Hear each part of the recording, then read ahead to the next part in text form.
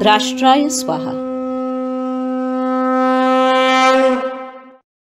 सावरकरांना अटक झाल्यानंतर पुढं त्यांना कशी शिक्षा झाली,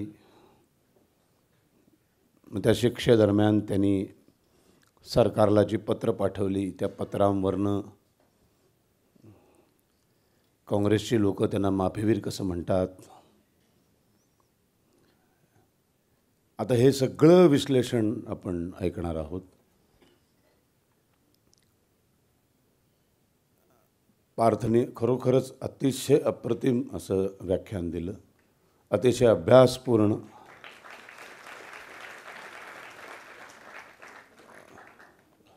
फक्त माझ्या मनात कधी कधी म्हणजे शंका येते की अशी की फक्त महाराष्ट्र म्हटला तरी 13 ते 14 कोटींचा महाराष्ट्र आहे आणि ह्या विषयांवर व्याख्यानं देणारी माणसं 10 सुद्धा नाही आहेत. म्हणजे सलग 5 नावं जर तुम्हाला मी घ्या म्हणून सांगितलं तर आता सभागृहामध्ये कोणीही सलग 5 नावं व्याख्यानं देणाऱ्यांची आत्ताची चालू सांग, पूर्वीची नाही, आत्ता जे व्याख्यानं देणारे आहेत त्यांची 5 नावं सांगा म्हटलं तर तुम्ही सांगू शकणार नाही. आणि एका व्याख्यानाला 500 ते 700 माणसं, असं आपल्याला 13 कोटींपर्यंत जर खरा इतिहास पोचवायचा असेल तर किती पटीनं आणि किती प्रमाणात हे व्हावं लागेल. आणि बरोबर ह्याच्या विरुद्ध बोलणारे त्यांची संख्या मात्र इतकी भरमसाठ आहे, कारण बिंडोकांची संख्या असतेच भरमसाठ.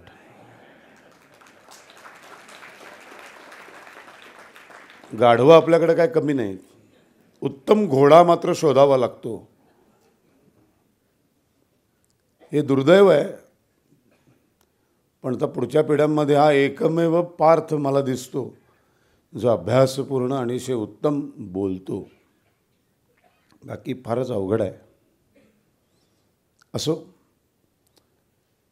आपल्या वाट्याला काय आहे ते आपण करत राहायचं. राष्ट्राची सेवा, जसं सावरकर म्हणायचे, हे मातृभूमी तुझला मन वाही येले, वक्तृत्व वाग विभवई तुझ अर्पी येले. जे जे मला येतं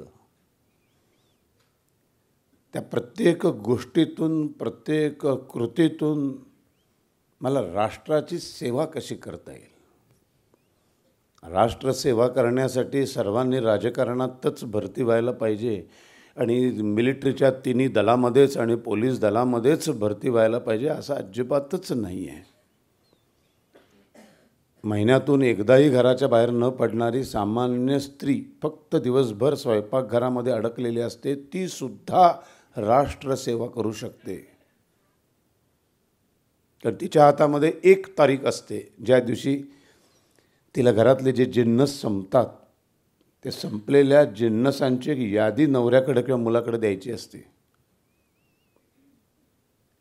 हे संपले, गहू संपले, तांदूळ संपलेत, मीठ संपले, साबण संपला आहे, टूथपेस्ट संपली आहे, हे सगळं आण देतो ना आपण 1 तारखेला वाण्याचं बिल. ते देताना फक्त त्या बाईने एवढंच करायचं असतं की मीठ कुठल्या कंपनीचं घेतलं की ते पैसे भारतातच राहणार आहेत, भारतातल्याच उद्योगपतीला मिळणार आहेत.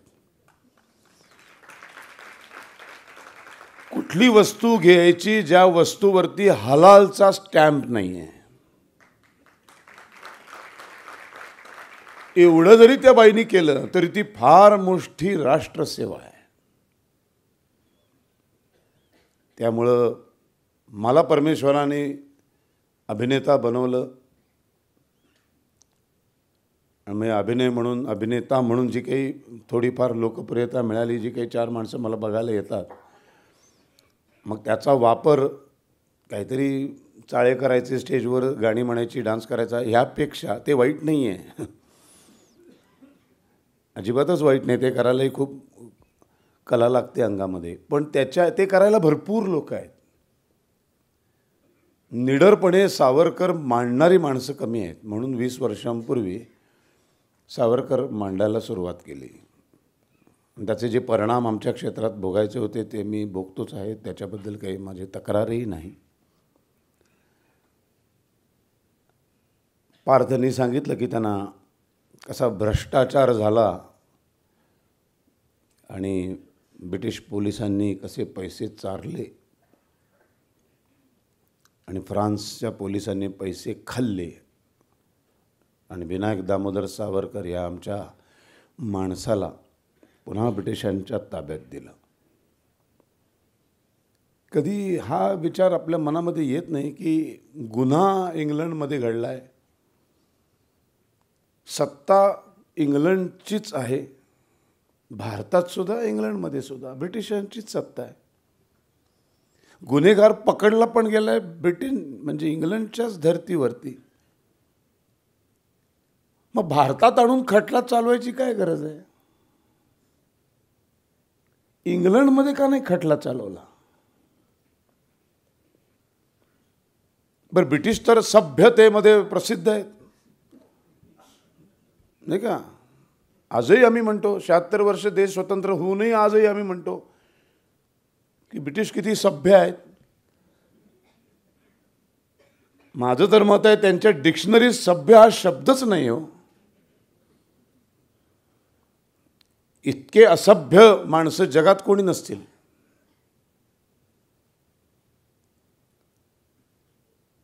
त्यामुळे ब्रिटिशांनी जर इंग्लंडमध्ये हा खटला चालवला असता स्वाभाविकपणे तो चालवायला हवा होता, पण तो न चालवता त्यांना भारतात आणायची काय गरज होती? काय झालं असतं इंग्लंडमध्ये चालवलं असतं तर?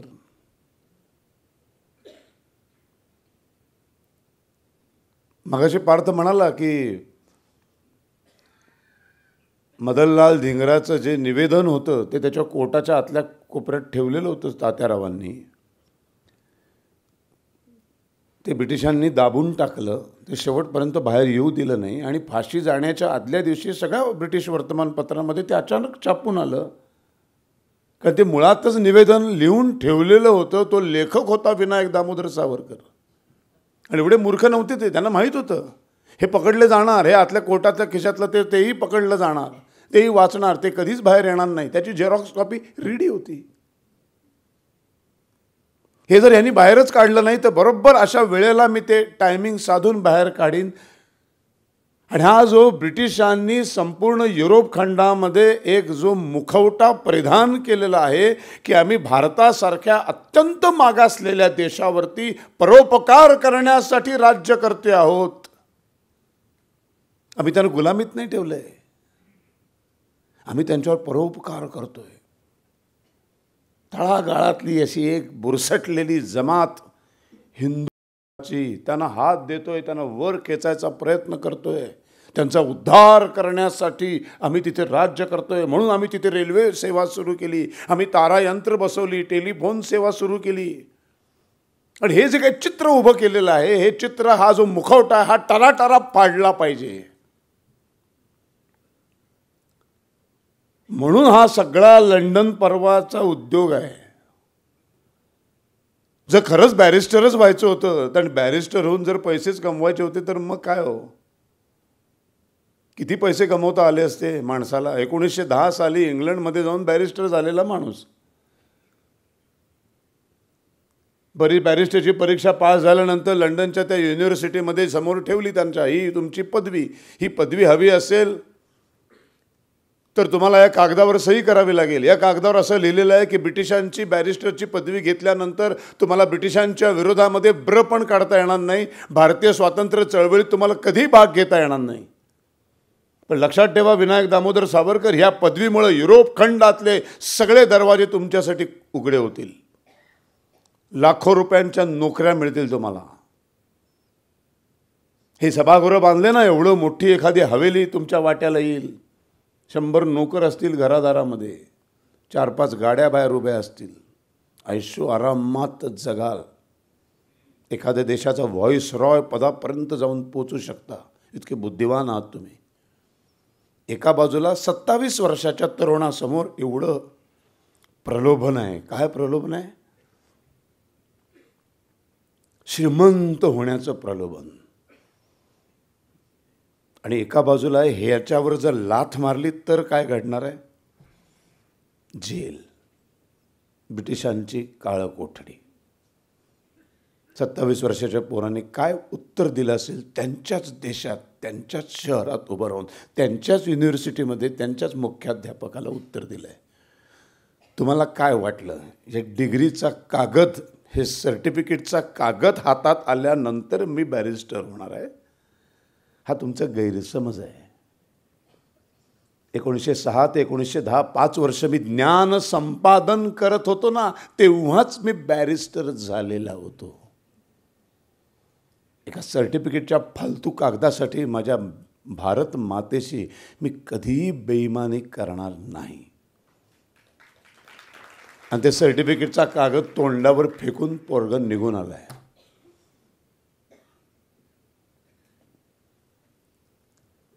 रशियन क्रांतिकारकांनी सावरकरांना अटक झाल्यानंतर त्यांच्या विरोधातले फलकं लावलेली होती भिंतींवरती. आयरिश क्रांतिकारकांनी ब्रिटिशांच्या विरोधामध्ये फलकं लावली होती. सावरकर आणि भारतीय क्रांतिकारकांच्या बाजूनी पाठिंबा देणारी ही घटना आयुष्यात पहिल्यांदा घडली इंग्लंडच्या.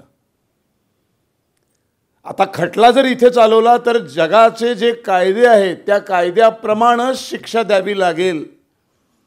कायद्याच्या विरोधात जाऊन आपल्याला या माणसाला शिक्षा देता येणार नाही.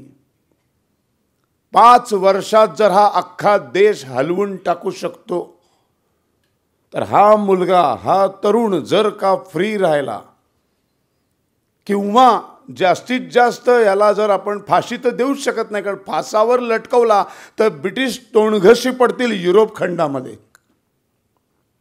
कारण ह्यानी कुठलाही गुन्हा केलेला नाही, डायरेक्ट ह्याचा कुठलाही गुन्ह्यामध्ये हात नाही. प्रत्येक गुन्ह्याच्या ब्रेन बिहाइंड हिम सावरकर आहे. त्यामुळे फाशी देऊ शकत नाही. जन्मठेप द्यायची झाली तर त्या काळामधली जन्मठेप ही फक्त 15 वर्षांची होती. 27, 5, 32 अजून 10, 42ला सुटते पोरग. 42ला सुटला की पुन्हा हैदोस घालणारा.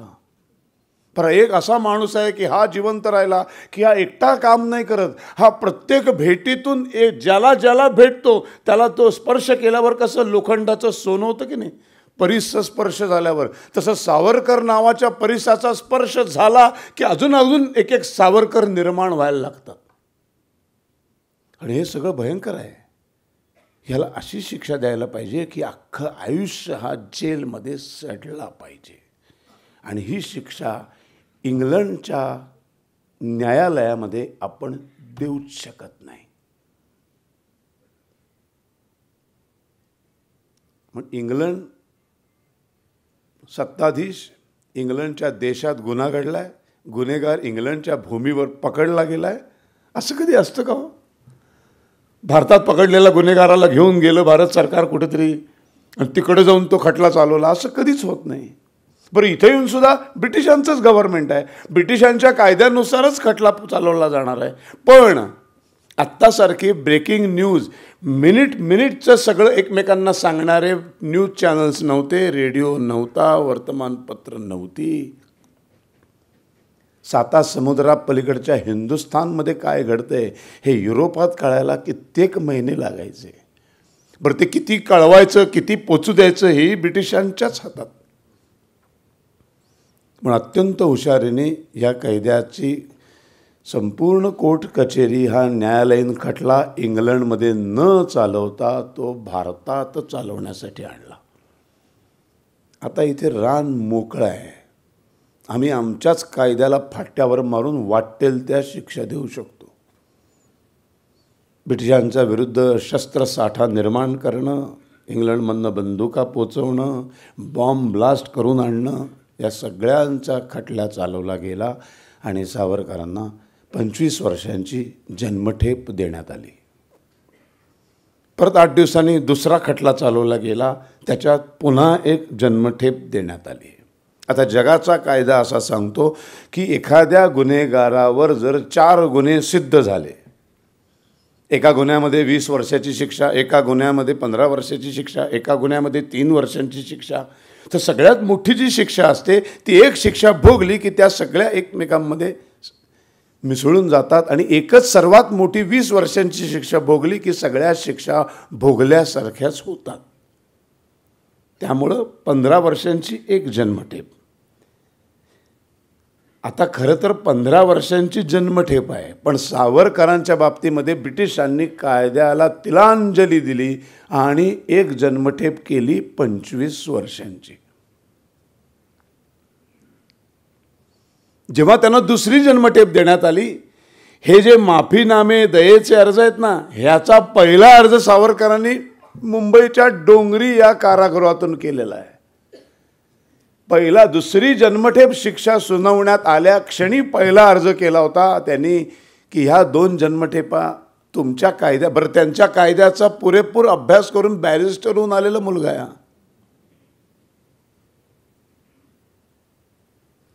तो काय आमच्यासारखा विद्यार्थी नव्हे की अभ्यास केलेलं काहीच लक्षात राहत नाही. आमच्या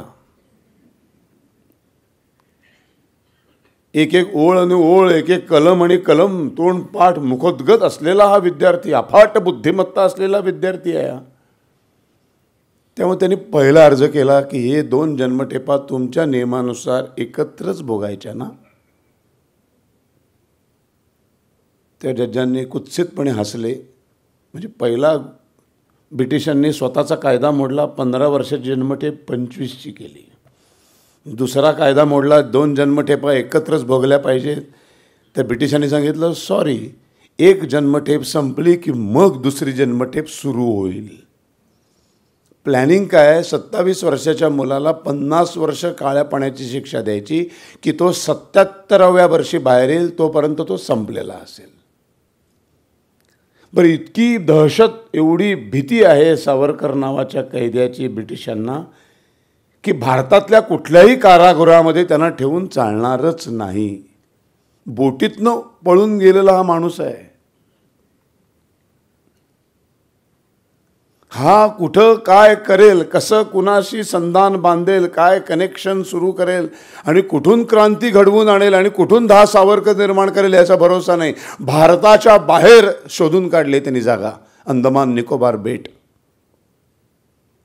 असा भारताचा नकाशा आहे ना, खाली निवळता होत जाणारा 2/3 समुद्राचा वेढा, त्याच्या खाली सिलोन म्हणजे श्रीलंका आहे बघा, आणि त्याच्यामध्ये असे काही ठिपके दिसतात. 555 बेट आहेत, त्यातलं एक अंदमान निकोबार. त्यातल्या एका अंदमानच्या बेटावरती चारी बाजूनी समुद्र. एखादा कैदी पळून जाण्यामध्ये यशस्वी झाला तरी तो गपचूप पुन्हा स्वतःहूनच कसा कैदेत येईल, कारण बाहेर मगरी सुसरी भयानक आहे, कुठे पळून जाणार, जागाच नाही. आत्ता जे आमच्याबरोबर अंदमानला आले असं अंदमान तेव्हा नव्हतं बरं का. चारी बाजूला समुद्र, एक उंच डोंगर, त्याच्यावर एक सेल्युलर जेल बांधलेला आहे. पळूनच जाण्याची शक्यताच नाही. पळून जाण्यापेक्षा आत राहणं परवडलं, अशी भीषण परिस्थिती. बरं, भारतातल्या जनतेशी संपर्कच तुटतो माणसाचा, काहीही संबंधच नाही. हा माणूस एकदा अंदमानात गेला की तो जगला मेला, काहीही कुठलाही प्रकारचा संबंध नाही. बरं, स्वतःचा कुठलाही कायदा पाळायचाच नाही असं ब्रिटिशांनी ठरवलेलंच होतं. त्यानुसारच त्यांनी शिक्षा देऊन टाकलेली होती. 2 जन्म 27 वर्षाच्या तरुणाला दिल्यानंतर एखाद्याचं काय झालं असतं. नुसतं 100 दिवसाची ईडीची चौकशी लागल्यावर काय हवा टाईट होते एकेकाची आपण बघितली आहे. नंतर भले असे येतात, पण जाताना काय हवा अवस्था आहे.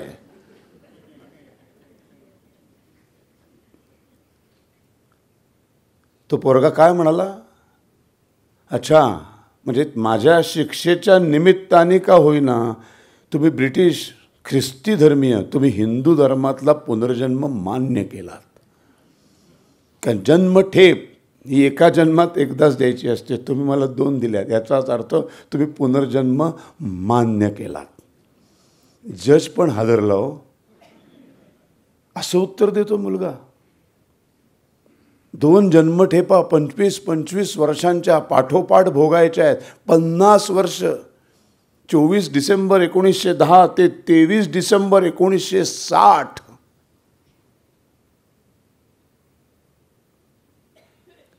काय झालं असेल? एक कण पण खचला नाही माणूस. ही वेगळीच माणसं जन्माला घातलेली आहेत ईश्वराने. मला नेहमी 3 जणांमध्ये प्रचंड साम्य वाटतं. एक 13व्या शतकातले ज्ञानेश्वर माऊली, 16व्या वर्षी ज्ञानेश्वरी लिहिली. नंतर 17व्या शतकातले छत्रपती शिवाजी महाराज, 13व्या वर्षी पाटलाचा न्याय केला बलात्काराच्या केसमध्ये, 16व्या वर्षी पहिला कोंढाणा जिंकला. आणि हा मुलगा 16व्या वर्षी शिवाजी महाराजांवरती आरती लिहिणारा. विलक्षण साम्य. हे कुठल्या महाविद्यालयामध्ये शिकून येत नाही बरं का. हे सगळं वर्ण घेऊन आलेले हे पवित्र आत्मे आहेत. तेवढ्या कामासाठी येतात, त्यांचं कार्य संपलं, स्वतःहून निघून जातात. ज्ञानेश्वर माऊलींनी समाधी घेतली आणि समाधी घेणारा स्वतंत्र भारतातला सावरकर हा शेवटचा योगी पुरुष आहे. स्वतःहून समाधी घेणारा. आयुष्यातलं पहिलं उपोषण स्वतःसाठी केलेलं, आमरण, आणि खरोखरच मरण पावलेला. त्याच्या आधीच्या कुठल्याही आमरण उपोषणात कोणीच मेलं नाही. ही पण एक गंमतच आहे. पण साधारण 8-10 वेळा आमरण उपोषण पण करणारी माणसं आहेत. ही एक फारच गमतीशीर आहे. मला म्हणजे कधी कधी आश्चर्य वाटतं, आमरण 4-5 वेळा कसं काय होऊ शकतं.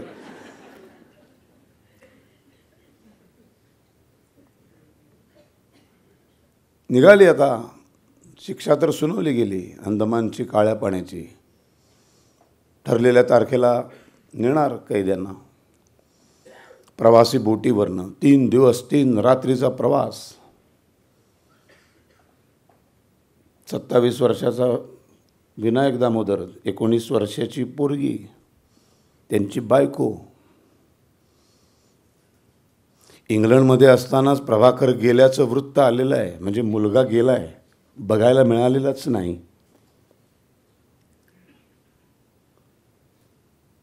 अशा सगळ्या अवस्थेमध्ये 19 वर्षाची मुलगी आपला धाकटा धीर डॉक्टर नारायणराव यांना घेऊन जेलमध्ये भेटायला जाते. मगाशी त्यांनी वरवर उल्लेख केला त्याचा.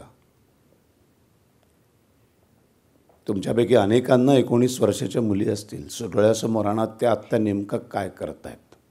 साधारण 90% मोबाईलवर बसलेले असतील. बरं, ही 19 वर्षाची आहे. हा आपला नवरा जेव्हा इंग्लंडला निघाला ना, तेव्हा अजून 5 वर्ष मागे जाऊ दे. ही किती वर्षाची आहे? 14. काय स्वप्न बघितली असतील. नवरा इंग्लंडला चाललाय. कशाला चाललाय? बॅरिस्टर व्हायला. बॅरिस्टर झाल्यानंतर ते असे जुने वाड्यामध्ये फोटो दिसतात बघा, माहिती आहे तुम्हाला, असे मोठमोठ्या डिग्र्या घेतलेले फोटो. आता तसं काही होत नाही. असे मोठासा काळा झगा असतो, अशी एक उंच अशी टोपी असते आणि असं एक मोठं भेंडोळ घेऊन असं एक अतिशय, म्हणजे एवढी डिग्री मिळायलासुद्धा चेहऱ्यावर आनंद नसतो, पण असा एक फोटो असतो बघा. आम्ही शूटिंग करायला जातो ना जुन्या जुन्या वाड्यामध्ये, तसे भिंतीवर असे फोटो दिसतात. तर असंच चित्र बघत असेल ना 14 वर्षाची पोर ते, की माझा नवरा 5 वर्षांनी असा येईल, मग मी अस्सल सोन्याच्या जर असलेली नऊवारी नेसेन. काहीतरी असतील की नाही त्या पोरीची स्वप्न संसाराची. आणि नवरा आला कसा समोर? कैद्याच्या वेशात, साखळदंडामध्ये बांधलेला. पण इतकी दहशत त्या उडीची, फ्रान्सच्या उडीची एवढी दहशत की सगळीकडनं साखळदंडांनी जखडून टाकलंय. पण हा काय बोलतोय हे बघण्यासाठी एक ब्रिटिश अधिकारी. इकडे धीर, इकडे मध्ये गज, तिकडे विनायक, इकडे बायको. काय तुम्ही 10 मिनिटात काय बोलणार? पर पाठ फिरल्यानंतर 50 वर्षांनी भेटणार, तेव्हा सुटलाच. अगदी कुंकू बलवत्तरच आहे असं आपण धरलं तरीसुद्धा ही पोरगी किती वर्षाची होणार? 69. 50 वर्षात. आत्ता कसं सारखे त्या पॅरोलवर वगैरे सोडतात बघा, तसं काही भानगड नव्हती.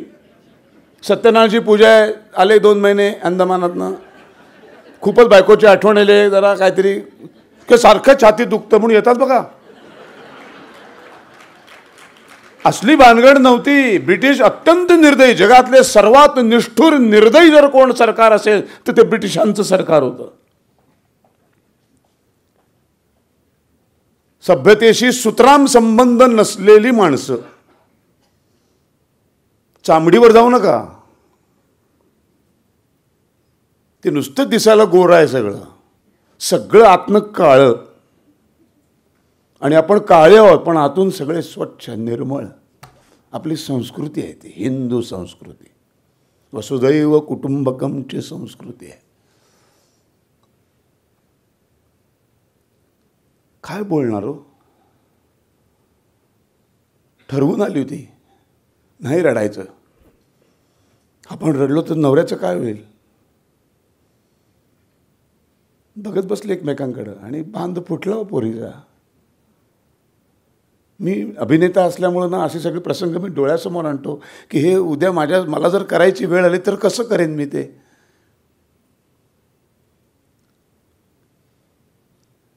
काय झालं असेल हो. माणसंच आहेत ना शेवटी. सावरकर जरी परमेश्वराने विशिष्ट कार्यासाठी जन्माला जरी घातलेला असला तरी माणूस आहे ना हो तो.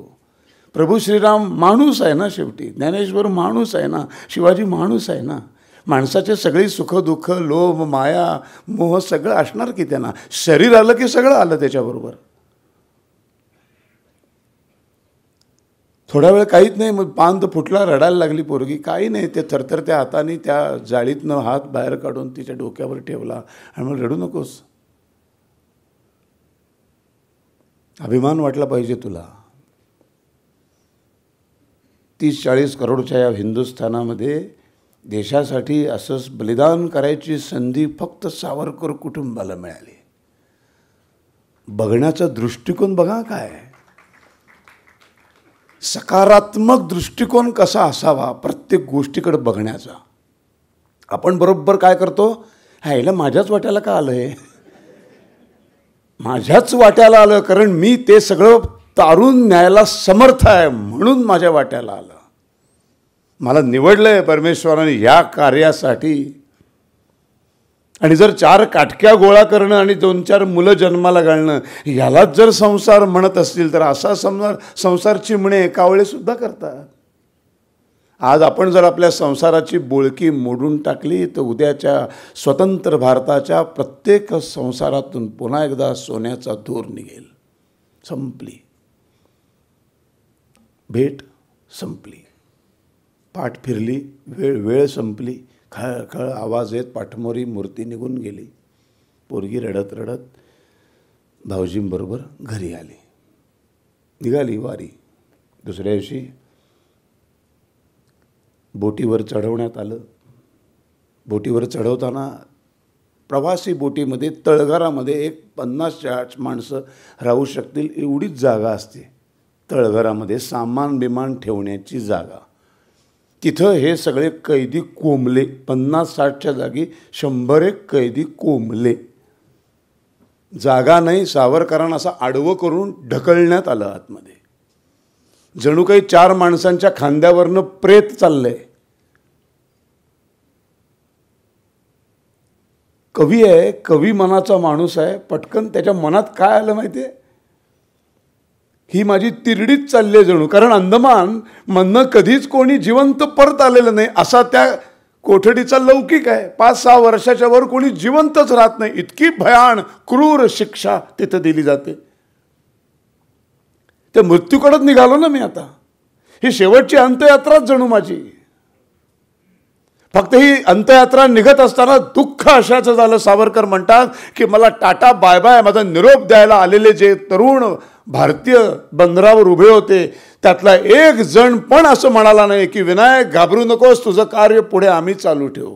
हे एक वाक्य जरी बोललं गेलं असताना तर या तिरडीची फुलांची शेज झाली असती. दुःख त्या गोष्टीचं झालं. दुःख शिक्षेचं झालं नाही. दुःख अशाचं झालं की एकही बघणारा माणूस निरोप द्यायला ही माणूस असं म्हणाला नाही की विनायक दामोदर सावरकर काळजी करू नकोस. जसं मी म्हटलं चाफेकरांना काळजी करू नका, तुम्ही फासावर लटकलात ना, तुमचं कार्य मी पुढं नेईन, असं मला नेताना कोणीच म्हटलं नाही. सायनसचा त्रास होता. ते कोंबलेली सगळे असे कैदी बोटीतनं निघालेले आहेत. घरामध्ये असताना नाक चोंदायचं त्यांचं सारखं. नाक चोंदल्यामुळं काय व्हायचं, कधीतरी घरात असतो तेव्हा साजूक तूप ओढ, वाफ घे, कुठेतरी बाम लाव, काही ना काहीतरी करून आपण नाक मोकळं करण्याचा प्रयत्न करतो. आता कोण येणार, आता कुठला बाम येणार, कुठलं तूप येणार, काय येणार आता. श्वास गुदमरायला लागला. सगळे राजकीय कायदे त्यांच्या बरोबरचे जे होते पकडले गेलेले, ज्यांना अंदमानात काळ्या पाण्याची शिक्षेला पाठवलेलं होतं, त्या सगळ्यांनी विनायकाला अशी वाट करून दिली. ते मला पोर्ट होल असतं, अशी बोट असते, त्याच्या साईडला अशी होल असतात, म्हणून ते भोकातून उडी मारली. हा पुढे वाक्यप्रचार झाला. सावरकरांनी बोटीच्या संडासाच्या भोकातून उडी मारली. किती चुकीचा इतिहास शिकवला जातो.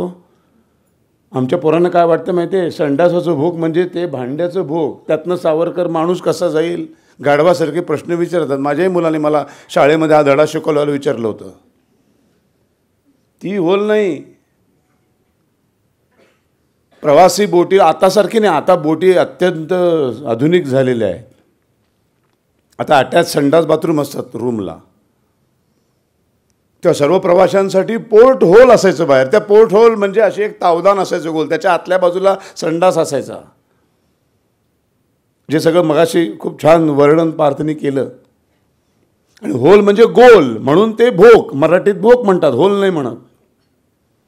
आणि ते संडासाच्या वरचं, म्हणून ते संडासाच्या भोकातनं उडी मारली, म्हणजे ते चुकीचा अर्थ निघतो. आणि आत्ताच्या पोरांना ते कळत नाही, आईवडिलांना अजिबातच माहीत नसतं.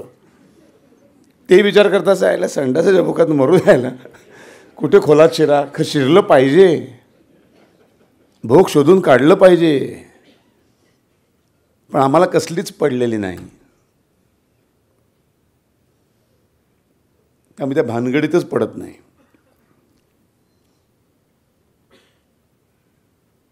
तसं ते पोर्ट होल होतं. तिथनं थोडासा गार वारा बाहेरचा येत होता. सायनसचा त्रास होता. श्वसन घ्यायला जरा बरं वाटेल म्हणून सगळ्यांनी त्या गर्दीतनं मार्ग काढत काढत त्याला त्या पोर्ट होलच्या म्हणजे त्या भोकाच्या खिडकीच्या, गोल खिडकीच्या तिथं नेऊन त्याला उभा केला. कुणाला, सावरकर नावाच्या कैद्याला. तिथे गेल्यावर थोडासा वारा आला, जरा बरं वाटलं श्वास घ्यायला. पण नेमकं त्याच्याच बाजूला एक असं लोखंडी पिंप होतं. त्या पिंपावरती अशा फळ्या होत्या ठेवलेल्या. त्या पिंपाच्या बाजूला ते पोर्ट होल, त्याला टेकून आपले सावरकर असे उभे राहिले, जरा वास घेत होते. तेवढ्यात एक असा अर्धांड कैदी, बरं सगळेच राजकीय कैदी नव्हते, सगळे स्पेशल प्रिझनर्स नव्हते, त्याच्यामध्ये अतिशय भयानक असे गुन्हेगार पण होते. दोन प्रकारचे कैदी असतात, एक देशाच्या स्वातंत्र्यासाठी लढणारे ज्याला स्पेशल प्रिझनर म्हणतात, आणि एक क्रिमिनल, बलात्कार, खून, दरोडे असे करणारे काही कैदी. सगळे मिक्स होते अंदमानच्या सेल्युलर जेलमध्ये. सगळेच्या सगळे काही राजकीय कैदी नव्हते. तर अशा एका गुन्हेगारांपैकी एक अर्धांड गुन्हेगार असा सगळ्यांना धडाधड असा बाहेर करत सावरकरांच्या अंगावर धावून आला. सावरकरांना कळेना ह्याचं मी काय घोडं मारले बाबा, हा माझ्यावर अंगावर कशाला धावून येतोय. तो सावरकरांच्या अंगावर धावून येत नव्हता, त्याला संडासाची घाई लागली होती. आणि ते बाजूला जे पिंप ठेवलं होतं, ते पिंप इथून 3 दिवस 3 रात्री अंदमानमध्ये पोचेपर्यंत त्या कैद्यांसाठी संडास करण्याची ती जागा होती. त्या पिंपावरच्या फळ्या अशा करायच्या आणि आत्ताचा तो कमोड बनवायचा आणि बसायचं त्याच्यावर. तो निर्लज्जासारखा त्यांनी कपडे काढले आणि सावरकरांना असं बाजूला केलं, पिंपावरच्या फळ्या केल्या आणि तो धाडकन बसला. आणि जी दुर्गंधी सुरू झाली.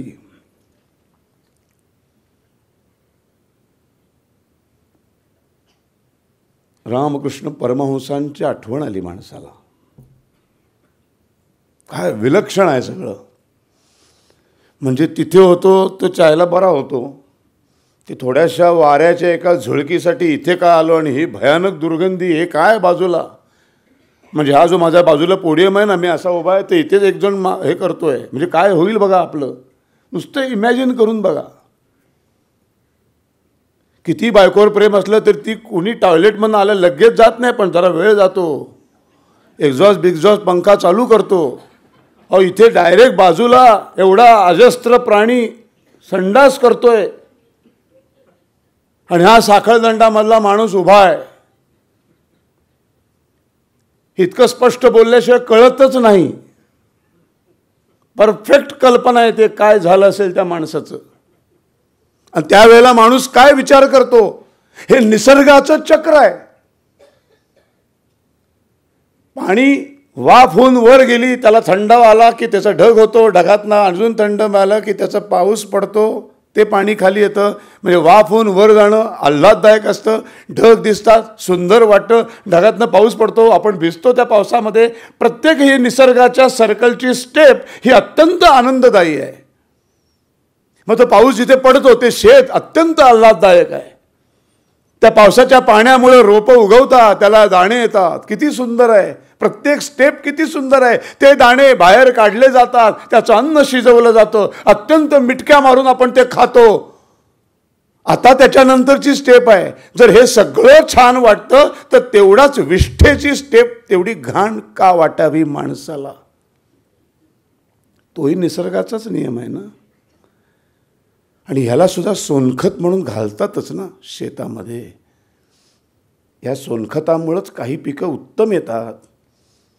आणि ते उत्तम आलेल्या पिकांचे दाणे शिजवून आपण तेवढ्याच चवीनं खातो. तेव्हा हा नाही विचार करत की हे पिकवायला सोनखत घातलं जातं. हा विचार कधी करतोय माणूस, ती दुर्गंधी येत असताना. म्हणजे ऋतुचक्रातलं एक चक्र आहे, एक स्टेप आहे ती, फक्त एक पायरी आहे ती. त्याचे एवढा त्रास होण्याचं काय कारण आहे. आणि शांत होतात. प्रवास सुरू होतो, येतं अंदमान निकोबारची बेटं दिसायला लागतात.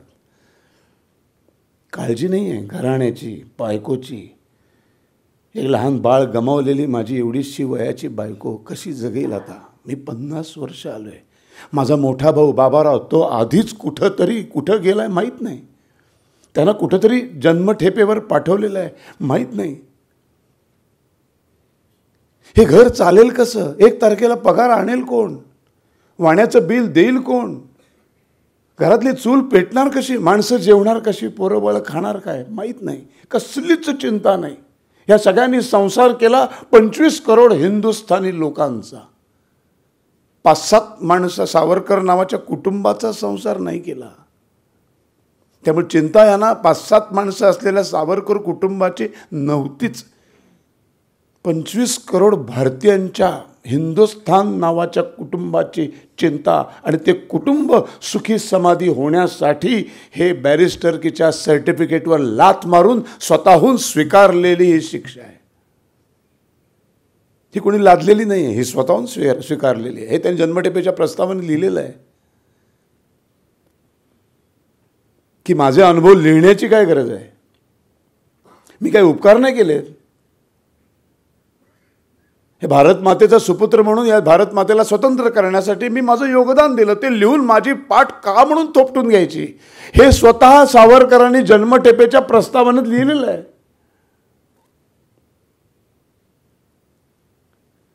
जन्मठेपेचा विषय निघाला म्हणून सांगतो की जन्मठेपेमध्ये जर तुम्ही वाचताना जे तुम्हाला भयानकता दिसते त्याच्या शतपटीनं भयानक होतं सगळं. एक तर सावरकर जन्मठेप लिहायलाच तयार नव्हते. त्यांना मान्यच नव्हतं की आपण देशासाठी काय सोचलंय, लिहून कशाला काढायचं आणि पाठ कशाला थोपटून घ्यायची. पण अनेक मित्रमंडळींनी त्यांना सांगितलं हे तुमच्यासाठी नाही आहे तात्या, हे भावी पिढ्यांसाठी फार मोठं योगदान आहे. त्यांना प्रेरित करण्यासाठी हे पुस्तक फार मोठं कामी पडेल. हे पुस्तक वाचून हजारो तरुण भारतासाठी असं योगदान द्यायला तयार होतील. म्हणून तुम्हाला अनुभव लिहावा लागेल. मग त्यांनी अत्यंत 100%चं 10% इतकं सौम्य करून लिहिले. त्याचं पण ते कारण काय लिहितात माहिती आहे. मी जर खरी झालेली शिक्षा लिहून काढली ना तर ती वाचून एखादा विचार करत असेल ना देशाच्या क्रांतीमध्ये सहभाग व्हावा तर ती शिक्षा वाचून त्याची 4 पावलं मागे येतील आणि तो निर्णय रद्द करेल. मग एवढी काही शिक्षा नसते तिकडे असं वाटलं पाहिजे पुस्तक वाचून. आणि तरुण पडले पाहिजेत. तिथं गेल्यावर आपोआप मिळेलच शिक्षा. काय विचार आहे. पण तेव्हा हे माहीत नव्हतं त्यांना की जन्मठेपेमधलं हे सौम्य लिहिलेलं हेच पुढे नतद्रष्ट काँग्रेसवाले पुरावे म्हणून सादर करतील. मग जन्मठेप वाचताना तुम्हाला कधी त्यांनी फार स्वतःबद्दल काही लिहिलेलं नाही आहे बघा. ते बाजूच्या सगळ्या कैद्यांचे अनुभव लिहितात. मला कसा जे चेचत होते, मला कसा बडवत होते, मला कसे उभी काठी आडवी काय ती शिक्षा मला कसे देत होते, त्याच्या मला किती यातना झाल्या होत्या, ह्याच्याबद्दल अवाक्षर पण नाही आहे. याचा अर्थ काँग्रेसवाले काय करतात, त्यांना अशी कुठली शिक्षाच झाली नाही. बघा, जन्मठेपमध्ये लिहिलेलंच नाही आहे. इतकी नतद्रष्ट माणसं या भारतात पुढे जन्माला येतील याचा अंदाज नव्हता हो. बाकी सगळी दूरदृष्टी होती. काही वेळेला मला समजत नाही सावरकरांना ही दूरदृष्टी का नसेल की पुढे इतकी नालायक असे काही जन्माला येणार आहेत दिल्लीतली पोरं. एवढं कळलं नसेल, एवढं सगळं कळायचं. दुसऱ्या महायुद्धात कुणी कुणाला साथ द्यावी एवढं पण ज्या माणसाला कळायचं एवढं साधं कसं कळलं नाही. शेवटी माणूस आहे तो. म्हणून कधी महापुरुषांना देवत्व बहाल करू नये, माणसंच ठेवावं. मोठी माणसं, महापुरुष, महादेव नाही. महादेव एकच. आता त्यांची काल महाशिवरात्र होती. हे सगळे महापुरुष, लोकमान्य टिळक, गांधी, सावरकर, आंबेडकर, सगळे महापुरुष. मोठी माणसं, मोठ्या माणसांच्या छोट्या छोट्या गोष्टी, चांगल्या गोष्टी खूप मोठ्या प्रमाणात चांगले परिणाम मिळवून देतात आणि छोट्याशा चुका खूप मोठ्या प्रमाणात राष्ट्राचं नुकसानही करतात. म्हणून या महापुरुषांचे प्रत्येक पाऊल हे भयंकर विचारपूर्वक टाकलं गेलेलं असलं पाहिजे. म्हणून जन्मठेप लिहिताना त्यांनी हे सौम्य करून लिहिलं आहे. कारण पुढचा विचार हे वाचलं जर खरं लिहिलेलं तर कोणी येणारच नाही, या भानगडीतच पडणार नाही. असं होता कामा नये. अंदमानची बंदरं दिसायला लागल्याबरोबर सगळ्या राजकीय कैद्यांना बोलवलं. म्हणाले, काय म्हणाले असतील, हे बघा अंदमान निकोबारचं बेट दिसायला लागले, हे दिसायला लागले ना. मी तुम्हाला आज सांगतो, उद्या जेव्हा भारत स्वतंत्र होईल तेव्हा आपल्या स्वतंत्र भारताचं हे पहिलं आरमार केंद्र व्हायला पाहिजे. काय विजन आहे. आता तुम्ही भारताचा नकाशा डोळ्यासमोर आणा आणि अंदमान निकोबारची बेटं डोळ्यासमोर आणा. 3/4 समुद्र किनारा एका टप्प्यात दृष्टीपथास पडतो. असा देश निवळता येतो. तिथंच समुद्र आहे.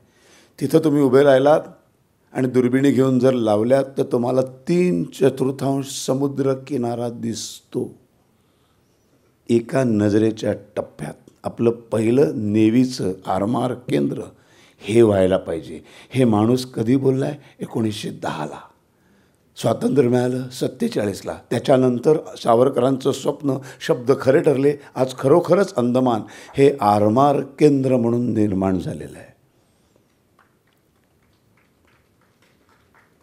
मग आलं ते अंदमान, बोटीमधनं उतरवलं, सगळ्यांना घेऊन गेले सेल्युलर जेलमध्ये. बरोबर गळ्यातला बिल्ला बघितला. बिल्ल्यावर तारीख होती, सुटण्याची तारीख. आतमध्ये येण्याची तारीख 23/10/1910, 24/10 आपलं 24/12 आणि सुटण्याची तारीख 23/12/1960. आणि कुत्सितपणानं तो बारी जेलर म्हणाला, मिस्टर सावरकर, ब्रिटिश इतके दयाळू आहे की ह्या तारखेला नक्की सोडणार तुम्हाला. परत एकदा सावरकर हसले आणि म्हणाले, तू मूर्ख आहेस, तुम्ही मूर्ख आहात, तुम्ही वेड्या समजुतीमध्ये आहात. इतकी वर्ष या तारखेपर्यंत तुम्ही मुळात या देशामध्येच राहणार नाही आहात. त्यामुळे या तारखेपर्यंत मी कधी तिथे राहूच शकत नाही. बस थोडी वर्ष राहिलेत तुमची. मगाशी पार्थ एक फार छान वाक्य बोलला, फारच छान. 5 मिनटं देशाच्या इतिहासातली अख्खं देशाचं भवितव्य बदलून जातात. जी 5 मिनटं अय्यर आणि मादाम कामाई यायला जो उशीर झाला, ती 5 मिनटं देशाचं भवितव्य, इतिहास, भविष्य बदलून गेलं. ते झालं नसतं तर परिस्थिती काय होती माहिती आहे तुम्हाला? परिस्थिती अशी होती, 1901 ते 1910 हा 10 वर्षांचं जे दशक आहे हे भारताच्या इतिहासातलं अत्यंत महत्त्वाचं दशक आहे.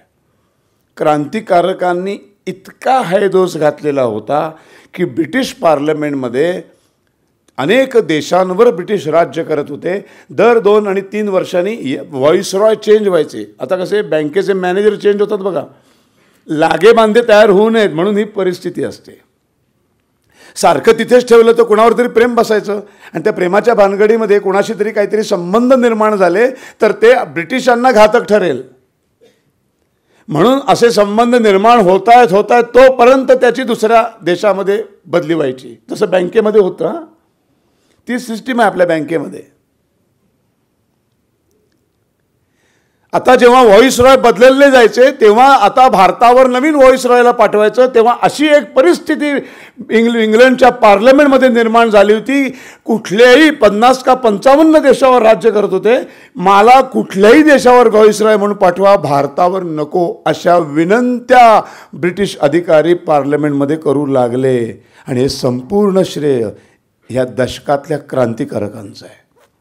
अशी दहशत तिथे कधी कोण येऊन गोळी मारेल, कधी कोण चापे करेल, बॉम्ब टाकेल, कधी कोण कांदेरे नावाचा पोरगा येईल गोळी मारेल, काय सांगता येत नाही. आणि ह्या दशकातल्या संपूर्ण या श्रेयाचा महामेरू कोण होता? तो विनायक दामोदर सावरकर. मग हाच आतमध्ये गेला पाहिजे. देशाच्या बाहेर कुठल्या तरी कोपऱ्यातल्या एका अंदमानच्या जेलमध्ये टाकू याला, 50 वर्ष सडू दे त्याला तिकडे.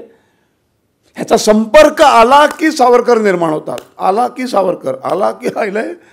हेच कनेक्शन तुटलं पाहिजे म्हणून अंदमानची काळ्या पाण्याची शिक्षा. आणि मनोबल इतकं खच्चीकरण करून टाकायचं, अशी भयानक शिक्षा द्यायची. आणि मग आणलं आणि त्या दुसऱ्या मजल्यावरच्या कोठडीमध्ये टाकलं, कड्या लावल्या. सगळ्या कोठड्या आपण बघितल्या असतील, एकच दरवाजा आहे, एकमेव सावरकरांची कोठडी आहे.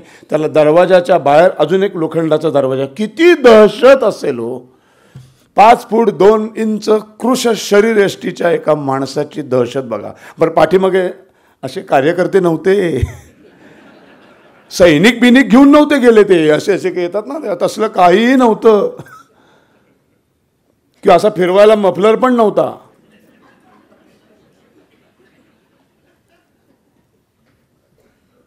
पण दहशत होती बुद्धिमत्तेची, दहशत होती या देशप्रेमी असलेल्या या युवकाची. अपार देशप्रेम, अपार. हे कधी काय करेल, कुठून हात घालेल, काय करेल, कसलाच भरोसा नाही. कुठली एवढीशी पण आम्हाला रिस्कच उचलायची नाही आहे. म्हणून कोठडीमध्ये टाकलं आणि तो संपूर्ण मजला पहिले 6 महिने कुठल्याही बाजूच्या एकाही कोठडीमध्ये एकाही कैद्याला ठेवण्यात आलं नाही. तो मजला रिकामा होता. कारण दहशत कसली आहे, बाजूच्या कोठडीतला एखाद्या माणसाला उद्या जर दोघांमध्ये काहीतरी संवाद झाला, भिंतीवर टाकटाक टाकटाक असं करून वगैरे झालं आणि काहीतरी वेगळी भाषा निर्माण केली, चायला हा काय करेल, म्हणून लफडच नको, ह्याच्या मजल्यावर कुणालाच ठेवायचं नाही. राहू दे 6 महिने एकट्याला. काय झालं असेल? सगळा अनुभव आपण 2020 आणि 21ला घेतला आहेत, है ना. कोरोनामध्ये लॉकडाऊन झाला, संपूर्ण देश 6 महिने बंद झाला. काय अवस्था होती. आपले मनोरुग्णांची संख्या सर्वात जास्त वाढली बरं का या 2 वर्षामध्ये. सायकॅट्रिस्टची ट्रीटमेंट इतकी, म्हणजे त्यांना डिमांड आला. बरं, आपण आपल्या घरामध्ये राहत होतो, 2 BHK 1 BHK, सोफे होते, पंखे होते, एअर कंडिशनचं हवा येणारं मशीन लावलेलं होतं. बरं, मोदींनी 2 तास मोबलत दिली होती, तेवढ्यात जाऊन काय ते भरपूर फरसाण बिरसाण पापड्या बिपड्या घेऊन या, दिवसभर खा खा खा. सगळ्यांची जाडी वाढली, केवढी मोठी मोठी झाली माणसं. अचानक खातायत पितायत, सतत समोर बायको फिरते. बायको म्हणते सतत 24 तास चायला नवरा आहेच समोर, जातच नाही कुठे, कसा जाणार. प्रेम करून करून किती करणार.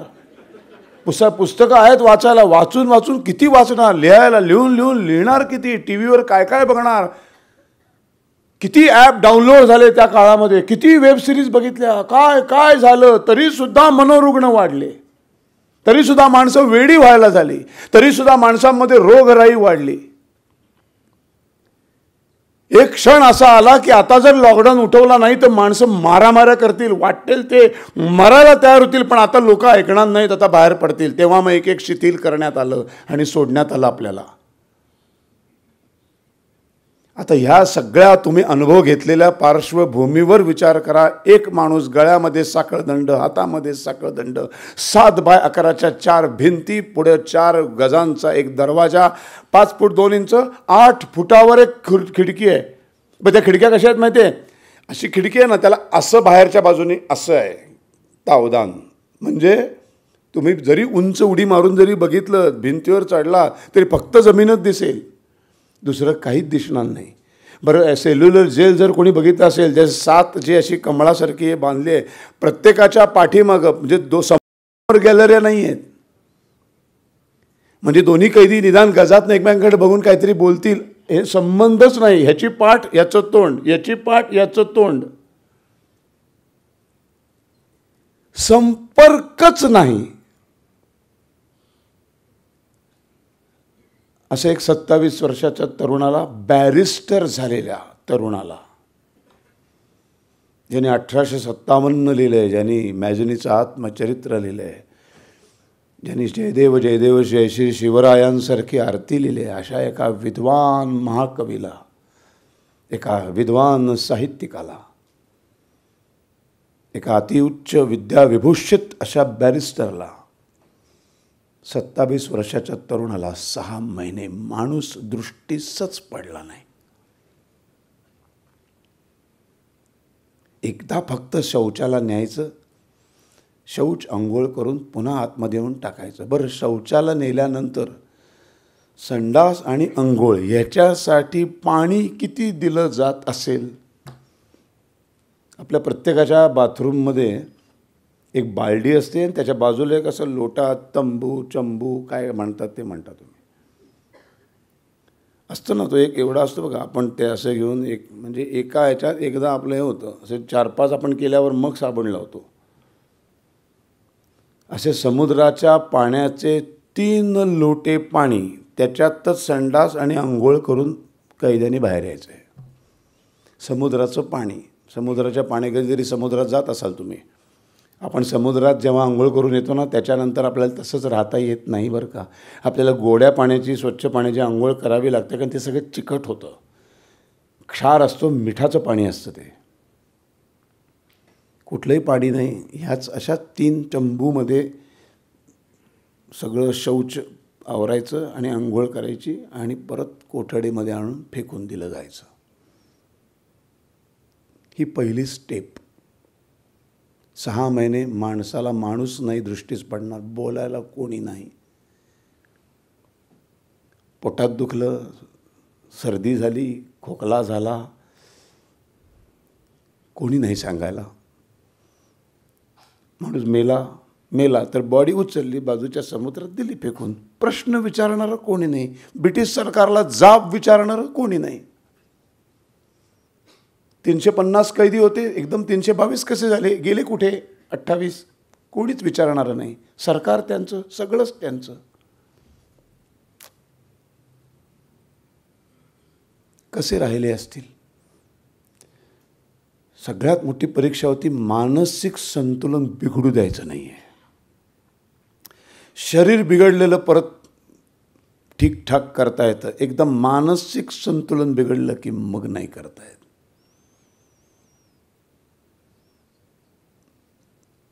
कधीतरी आजूबाजूला कुठला तरी एक आक्रोश ऐकायला यायचा, कधीतरी त्या 4 गजातनं एखाद्या वेळेला समोर कुठल्या तरी कैद्याला असं फरफटत नेऊन फासावर लटकवलेलं बघायला मिळायचं. काय केलं असेल, आतमध्ये टाकून कडी लावून गेले पहिला दिवस, काय विचार केला असेल नाही? इथून 50 वर्ष हे असं काढायचे 7 बाय 11च्या कोठडीत. काय करावं? ह्या संपूर्ण 11 वर्षात ना त्यांच्या मदतीला कोण धावून आला माहिती आहे? क्रांतिकारक सावरकरच्या मदतीला महाकवी सावरकर धावून आला. आणि इथं कवितांनी जो जन्म घ्यायला सुरुवात केली. आमच्या सिनेमा क्षेत्रामध्ये सिनेमातले गाणं लिहायला आम्ही सगळ्या सोयी करतो, सगळ्या. आणि हुशार आहेत पुण्यातली माणसं. आणि कुठल्या तरी थंड हवेच्या ठिकाणी नेऊन बसवतो, प्रोड्युसरच्या खर्चाने, 5 स्टार हॉटेल. आणि 5 दिवसानंतर प्रोड्युसरने विचारतो काही सुचलं नाही. 6000 ओव्यांचं महाकाव्य रचलं. अशा मानसिक अवस्थेत रचलेलं काव्य असं भिंतीवर लिहित होते, कधी नखानी, कधी त्या हातातल्या बेडीच्या टोकानी. सगळ्या भिंती भरल्या की आता लिहायला जागा नाही, मग सगळ्या लिहिलेल्या ओळी पाठ करायच्या. वाट बघत बसायचं पुन्हा कधी चुना लावतायत. चुना लावून गेले की थँक्यू म्हणायचे ब्रिटिश अधिकाऱ्यांना. ते म्हणायचे वाय, कारण मला नवीन कागद दिलेत. पुन्हा पुढचं लिहायला सुरुवात करायची. मग पहिली 6 महिन्याची एकट्याची राहण्याची शिक्षा पार केल्यानंतरही माणूस काही वेडा झालेला नाही. माणूस शहाणा आहे, कवितावर कविता रचतोय, लिहितोय. मग पुढची शिक्षा आता काय, ते नारळ सोलणे. 60-60, 70-70 नारळ कसे सोलायचे. कधीतरी सोसायटीतल्या झाडाला लागतात ना नारळ, आणि मग प्रत्येक कुटुंबाला 2-2 वाट्याला येतात बघा आपल्या. ते आले की घरातल्या मूळ पुरुषाचं डोक्याला आठ्याच पडायला आलो हवा. कारण त्याच्यावरच जबाबदारी येते ती. बायको कोयता आणि ते आणून ठेवते. काय देवधर साहेब, किती मोठे नेते असला घरी हे करावंच लागतंय. अरे सॉरी, नेम चुकला.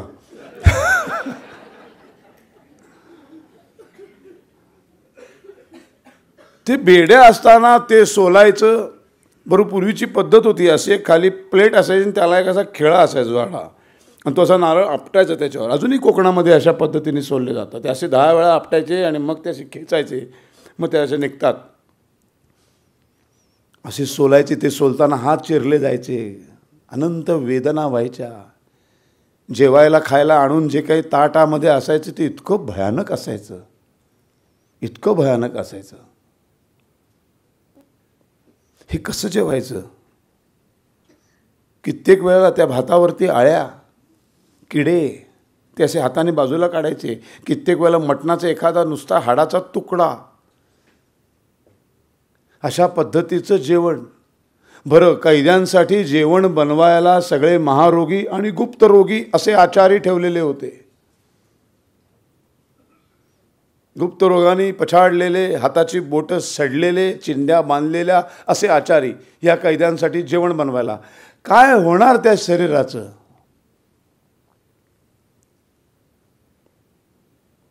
म्हणजे व्हायचं ते व्हायचं. पोटं बिघडायची, मग कृमी पडायच्या, जंत पडायचे. दिवसातून 8-8, 10-10 वेळा संडासला लागायची. प्रत्येक वेळेला कोण नेणार आहे बाहेर, कोणी नाही. मग त्या 7x11च्याच कोपड्यामध्ये तो संडास करायचा. बसताही धड येत नाही, कारण गळ्यामधल्या त्या गोल रिंगेपासून पायातल्या रिंगेपर्यंत एक सलग शीग असायची. एका विशिष्ट याच्या खाली धड वागता येत नाही, धड उतरता येत नाही. तसंच संडास करायचा. मग दुसऱ्या दिवशी तो वॉर्डन यायचा. इंडियन म्हणजे भारतीय कैद्यांनी ब्रिटिशांची ही खराब केली, घाण केली म्हणून चापकाचे फटके बसायचे. मग ते चापकाचे फटके वाचवण्यासाठी स्वतःची सुकलेली विष्ठा अशी उचलायची आणि उडी मारून त्या मागच्या 8 फुटाच्या खिडकीतनं बाहेर फेकायची. आणि अंगरख्याने असं ती जमीन साफ करून ठेवायची. तो यायच्या वेळेला बाबा सगळं चकाचक आहे, ओके. मग चापकाचे फटके मिळायचे नाही. नानाविध विषयांचा अभ्यास. ही दुसरी स्टेप पण पार केल्यानंतर मग जो तो काथ्या काढला ना, तो म्हणे कुटायचा. आता कूट कुटायचा तो. बरं, हे सगळं चालू असताना 6 महिन्यानंतर जेव्हा एकदा सकाळी शौचाला काही कैदी भेटायला सुरुवात झाली, दुपारच्या जेवणामध्ये काही कैद्यांच्या भेटीगाठी सुरू झाल्या. काही क्षण, काही वेळ, काही मिनटं एकमेकांशी संवाद व्हायचा तेवढ्या वेळात. तेवढ्या तिथल्या भयानक परिस्थितीची, एकेका परिस्थितीची जाणीव व्हायला लागली. तेव्हा त्यांच्या असं लक्षात आलं की इथले मुसलमान कैदी हिंदू कैद्यांना बाटवतात.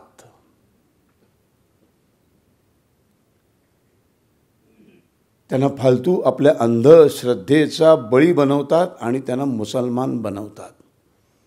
मुसलमान कैद्यांनी शिवलेलं अन्न खाल्लं की हिंदू कैद्याचा मुसलमान झाला. असे असंख्य हिंदू कैदी अचानक, कालपर्यंत हिंदू होते, अचानक आज नमाजच पडताना तात्यारावांना दिसायला लागले.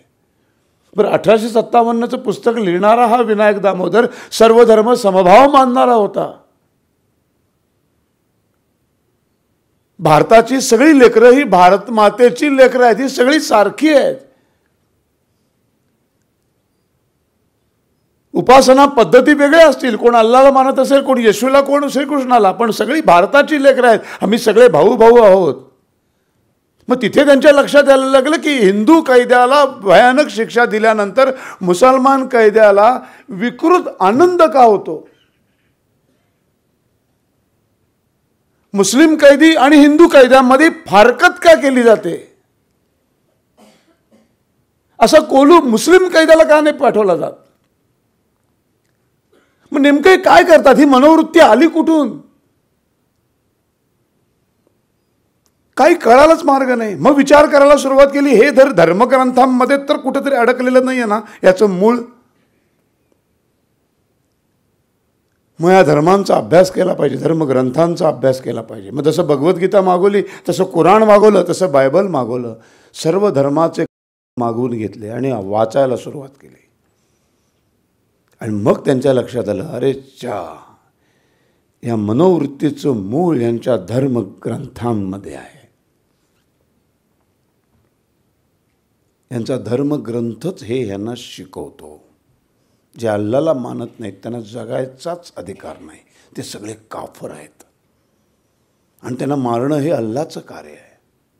त्यांना छळ करणं त्यांचा. आयदर तुम्ही कन्वर्ट करून मुसलमान बनवा किंवा मरायला तयार व्हा. मारू तर शकत नाही. मग कन्व्हर्टेशनचं काम सुरू झालेलं आहे. मग अशा वेळेला एकदा जेवणाची रांग लागलेली असताना समोर मुसलमान कैदी आले. त्यांनी अचानक त्या अन्नामध्ये हात घातला आणि ते हिंदू कैद्यांना दिलं. हिंदू कैद्याने घेतलेलं अन्न ठेवून दिलं. तर सावरकर मागे रांगेत उभे. त्यांनी विचारलं, हे का ठेवलं, जेव ना, भूक लागली तर. ते म्हणले, नाही, आता ते मुसलमानांनी केलं ना, आता हे जर मी खाल्लं तर मी मुसलमान होईन. कारण ह्याच्या आधी अशा पद्धतीनं इथे इस्लामीकरण झालेलं आहे, धर्मांतरण जबरदस्तीने केलेलं आहे. मग हे केलं तर मी पण मुसलमान होईन. तेव्हा सावरकर म्हणाले, रे मूर्ख आहेस का तू. मुसलमानांनी स्पर्श केलेलं अन्न खाऊन तू कधीही मुसलमान होऊ शकत नाहीस. एवढंच काय, अख्खा मुसलमान खाल्लास तरी तू मुसलमान होणार नाहीस.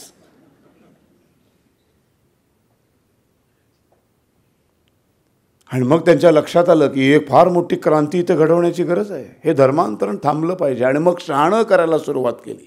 जो काही थोडासा वेळ मिळायचा तेवढा शहाणं करायची सुरुवात.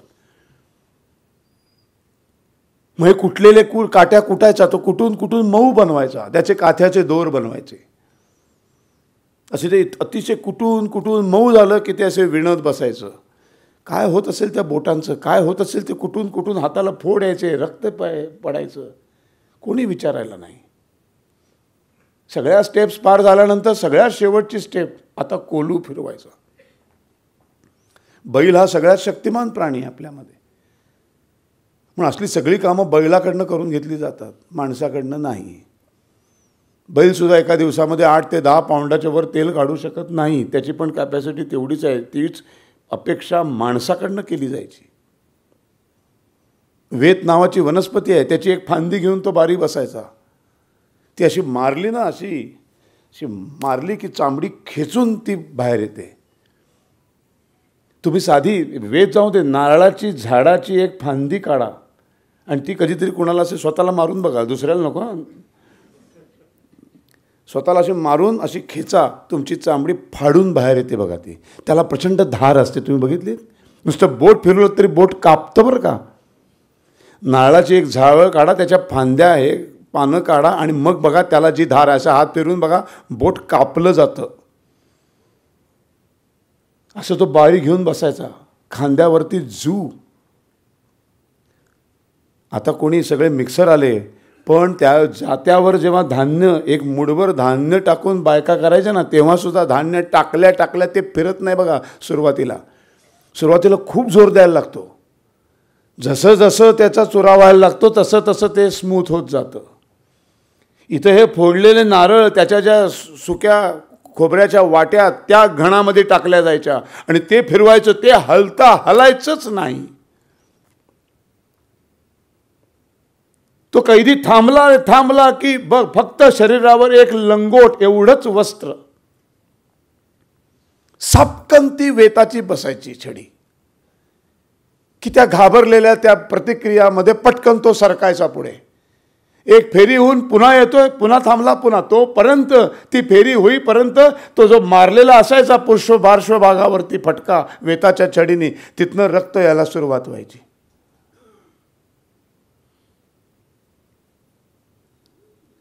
हे नुसतं एअर कंडिशन कंटेनर घेऊन फिरणं म्हणजे होत नाही बरं का देशसेवा. एकदा असं फिरून बघ.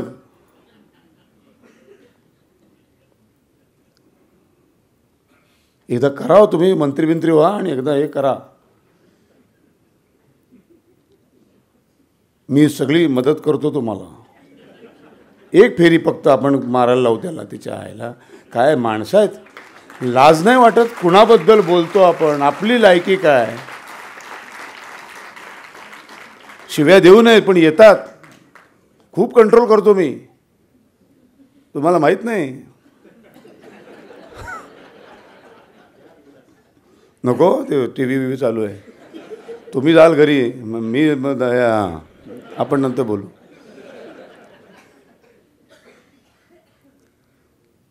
पण हे सगळं चालू असताना नवीन कैदी आले. नवीन कैद्यांच्या गाठोड्यातून कुठंतरी वर्तमानपत्राचा एखादा कागद मिळायचा. त्या वर्तमानपत्रातल्या कागदावरची वर अशी तारीख असते बघा, एखादी तारीख दिसते आपल्याला. वाण्याकडनं पण आपण काहीतरी पुढी बांधून आली ना, तर तो आपण सोडल्यावर कधी कधी त्याच्यावर एक तारीख असते. तशी तारीख दिसायची. त्या तारखेनुसार ती किती महिन्यापूर्वीची तारीख आहे, 3 महिन्यापूर्वी भारतामधली ही बातमी दिसते. याचा अर्थ 3 महिन्यापूर्वी भारतात हे घडलंय. मग पुढचा संदेश काय द्यायचा आहे आपल्याला? मग ह्याच्यातून काय शिकवायचं आहे? म्हणजे धर्मांतरण थांबवण्याची एक फार मोठी लढाई लढत होते. त्याच वेळेला सर्व राजकीय कैद्यांना शिक्षित करायचा प्रयत्न करत होते. हे जे गाढवासारखं म्हणतात ना, बाकी कुठलेच कैदी अशी माफीपत्र लिहून देत नव्हते, हे दयेचे अर्ज लिहून देत नव्हते. फक्त अरे बाकीचे बॅरिस्टर नव्हते, बाकीच्या कुठल्याही कैद्यांचा इंग्लंडच्या कायद्याचा अभ्यास नव्हता. हा माणूस बॅरिस्टर होऊन कोळून पिऊन आलेला होता त्यांचा कायदा. त्यामुळे यांना माहीत होतं की राजकीय कैद्यांना काय काय पद्धतीचे अधिकार दिले जातात. पण सावरकरांना माफीवीर म्हणणारे कुठल्याही एक साधं अटक होणार म्हटल्याबरोबर त्या कायद्याचा, त्याच कलमाचा वापर करतात ना. बेलसाठी अर्ज करतात की नाही? अटकपूर्व जामीन, तरी अटक झाली तर मग अटक झाल्यानंतर वकिलांची फौज उभी करतात आणि जामीन अर्जावर अर्ज टाकायचा प्रयत्न करतात. हीच माणसं सावरकरांबद्दल बोलतात, त्यांच्या माफीनाम्याबद्दल बोलतात. माफी नाही ती, माफी आणि दयेचा अर्ज ह्याच्यामध्ये जमीन आसमानाचा फरक आहे. माफी भूतकाळात घडलेल्या चुकांचं रिअलायझेशन झाल्यानंतर जे म्हणतो सॉरी किंवा माफ कर मला, त्याला म्हणतात माफी. जे आपण सगळेजण कधी ना कधीतरी कोणाची तरी मागत असतो. जसं वय होईल, जसं दिवस जातील, तसं आपल्या लक्षात येतं की 8-10 दिवसापूर्वी उगाचच भांडलो त्यांच्याशी. त्या दिवशी ताईंचा फोन आला, नेमका वेगळ्या मूडमध्ये, काहीतरी वेगळंच बोल, सॉरी बरं का, असं मी तुम्हाला भेटल्यावर म्हणणार कधी? ह्याच्या आधी काहीतरी मी चुकीचा वागला असेल तेव्हा. का 2 वर्षांनी भेटा तुम्हाला, मी तेव्हा शिवाय देणार, मी आत्ता सॉरी म्हणेन का मी ॲडव्हान्समध्ये? आधीच माफी लिहून ठेवतो, एक 11 माफीनामे, म्हणजे भविष्यात कितीही काही करायला मोकळा. असं नसतं. हे काय गाढव आहेत का? काय बुद्धी आहे की नाही?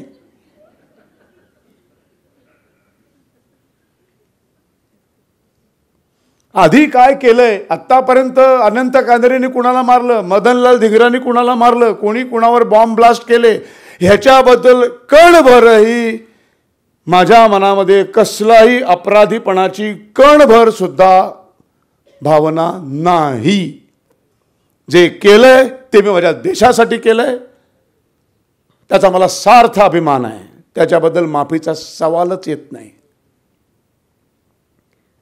पण मुळातच छत्रपती शिवाजी महाराज, लोकमान्य टिळक यांना गुरु मानणारे सावरकर, या सगळ्यांमध्ये कॉमन गोष्ट होती उपयुक्ततावाद.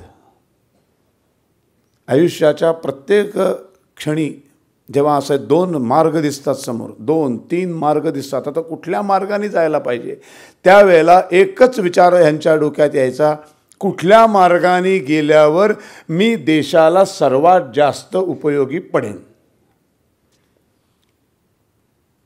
मोडेन पण वाकणार नाही असलं गाढवासारखं कधीच करायचं नसतं. महापुरे झाडे जाती तिथे लवाळे वाचती. उगाच मी ताठ होऊन मी 70 वर्ष उभा मी नाळणार तर जाते वाहून. ते एवढंच गवताचं पातं कळतं त्याला कधी वाकायचं. सगळा महापूर निघून गेल्यावर पुन्हा फडफडून उभं राहतं. ह्याला राजनीती म्हणतात, ह्याला राजकीय मुत्सद्देगिरी म्हणतात. हे टिळकांकडनं ते शिकले, हे शिवाजी महाराजांकडनं शिकले. महाराजांनी असंख्य माफीनामे लिहून दिलेत. असंख्य वेळा आम्ही घाबरतो, आम्हाला भीती वाटते तुमची. किती वेळा औरंगजेबाला पत्र लिहिले, किती वेळा त्या अफजल खानाला पत्र लिहिले, नाना तरा करून बघत होता तो. माहीत होतं शिवाजी महाराजांना, खुल्या मैदानात गेलो तर मी संपणार आहे, मी नाही लढू शकत 5 लाख सैन्यासमोर. मी कसा लढणार 40-50 हजार मावळे घेऊन? काय माझ्याकडे नाही हत्ती नाही तोफा ना काही नाही, मी कसा लढणार? नाही, तो आला पाहिजे माझ्यापर्यंत. मग तो येण्यासाठी मला फसवायचं आहे त्याला. माझ्या खोट्या वचनांवर त्याचा विश्वास बसेपर्यंत फसवायचं आहे मला त्याला. शत्रूस फसवून, शत्रूस ठगवून, शत्रूचा विश्वासघात करून शत्रूवर विजय मिळवणं, याला म्हणतात राजकीय नेतृत्व, याला म्हणतात राजकीय मुत्सद्देगिरी. फसवायचं असतं. एक्झॅक्ट 2014 नंतर मोदी तेच करतायत, फसवतायत.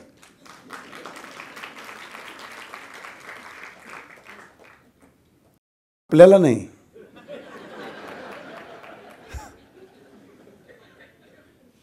जे बोंबलत आहेत ना ते सगळ्यांना त्यांनी फसवलंय. त्याचा राग आहे, आईला आम्ही फसलो. जाणते राजे फसले, तिथं इतकी तडफड आहे की माझ्या एवढा बुद्धिमान कोणीच नाही आणि मला फसवलं. आईला एकदा नाही दोनदा नाही, मग त्यांनी फसवलं ते फसवलं. उनका बच्चा भी फसा रहा यार, ये अभी आया. तडफड ही आहे जी अफजल खानाची झाली. तुळजापूरची मूर्ती फोडली, आता तर नक्की येईल, कारण साक्षात देवी कुलदैवत ती मूर्ती फोडल्यावर येणार ना. आता पिसाटणार, आता सगळं गेलं ते आता मारतो मी. नाही आले.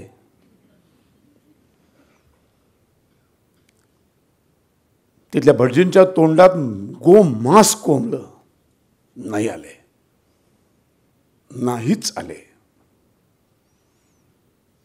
त्यालाच यायला लावलं शेवटी. एवढं झाल्यावर येत नाही, मग त्याचा विश्वास बसला त्या माफीनाम्यांवर. असं वाटलं खरंच घाबरलाय. तिथं जिंकले शिवाजी महाराज. आपण त्यांना नाही घाबरट म्हणत, पेटाऱ्यातनं पळून गेले आपण नाही म्हणत पळपोटे म्हणून, म्हणूच शकत नाही. जिभा झडतील आमच्या, कारण आम्हाला कळतं त्यांची ती राजकीय मुत्सद्देगिरी होती. उंच उडी मारायची असेल ना 4 पावलं मागं जावं लागतं. मूर्खासारखं लढाई लढायची नसते. खरं तर खरी लढाई कधी असते माहिती आहे? न लढता जी जिंकता येते ती खरी लढाई. एकही मावळा न मारता, एकही शस्त्र न उगारता लढाई लढली पाहिजे. म्हणून शिवाजी महाराज जिंकत गेले, म्हणून बाजीराव जिंकत गेला. एकही लढाई हरला नाही, कारण लढाई न लढता जास्तीत जास्त लढाया लढलाय तो. हीच तर गंमत आहे. ह्या सगळ्यांना आदर्श मानणारे आहेत सावरकर. मग आता माझ्या डोळ्यासमोर उपाय कुठले आहेत? 50 वर्ष 1960, माझ्या वयाच्या 77व्या वर्षापर्यंत मोडेन पण वाकणार नाही, आणि या 7/11च्या कोठडीत जर मी सडलो तर काही अजून 2-4 वर्षांतर भारतातली माणसं विसरून जातील मला, की असा एक विनायक दामोदर सावरकर कोणीतरी 1905ला इंग्लंडला गेला होता. तो कुठे गेला मरू दे, आता काय झालं ते विसरलेच असते ना, तिथेच जर मरून गेले असते तर. आणि मग शून्य उपयोगी पडले असते भारताच्या राष्ट्रासाठी, भारतीय समाजासाठी, हिंदू समाजासाठी. मग इथून सुटण्याचे कुठले कुठले मार्ग आहेत? तर ब्रिटिशांनी एक ॲम्नेस्टी पिटिशन नावाचा अर्ज करायची आम्हाला परवानगी दिलेली आहे, म्हणजे जामीन अर्ज, जो अफजल गुरुला पण मिळाला आहे बरं का, है ना, जो कसाबला पण अधिकार मिळाला आहे आणि ते बजावलेत त्यांनी. बेछूट सर्वसामान्यांची हत्या बेछूटपणे करत फिरणाऱ्या कसाबला पण राष्ट्रपतींकडे दयेचा अर्ज करायची मुभा या कायद्याने दिलेली आहे. संसद भवनावर हल्ला करणाऱ्याला पण ही मुभा दिली आणि त्यांनी तो त्यांचा अधिकार बजावला. आणि बजावल्यानंतर पण आमचे ज्येष्ठ ग्रेट सगळे राजकारणी अनेक काळ ते बुडाखाली घेऊन बसवून होते. झटकन तो रिजेक्ट नाही केला. जगातल्या कुठल्याही कैद्याला हा अधिकार आहे. हे तर क्रिमिनल होते हो, सावरकर तर स्पेशल प्रिझनर होते, राजकीय कैदी. त्यांना अधिकार होता, कायद्याचा अभ्यास केलेला माणूस होता. म्हणून आल्यानंतर इमिजिएट 6 महिन्यांनी जेव्हा एकांताची शिक्षा संपल्या क्षणी पहिला अर्ज केला आहे. मग स्वतः अर्ज केला का एकट्याने केला का? नाही, सर्व राजकीय कैद्यांना त्यांच्या अधिकाराची जाणीव करून देत राहिले. हा अधिकार आहे आपल्याला, हा फॉर्म भरा. पण त्याचा एक फॉर्मॅट ठरलेला असतो. आत्तापर्यंत काय केलं त्याच्याबद्दल क्षमायाचना नसते त्याच्यात.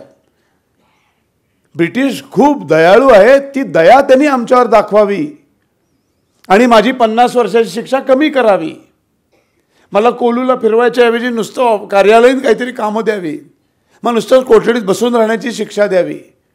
मला अंदमानच्या काळ्या पाण्याच्या शिक्षेऐवजी भारतामध्ये माझ्या महाराष्ट्रातल्या कुठल्या तरी एका कोठडीमध्ये नेऊन टाकावं. अशी कुठल्या नाही कुठल्या तरी प्रकारची एक दया माझ्यावर दाखवा. ही दया दाखवण्याच्या बदल्यात ज्या ज्या अटी तुम्ही घालाल त्या सगळ्या मला मान्य आहेत. पण मला इथनं काढा बाहेर. इथे राहिलो तर शून्य उपयोगी पडणार, इथून बाहेर पडलो की काही ना काहीतरी कुठल्या ना कुठल्या तरी मार्गाने मी उपयोगी पडणार.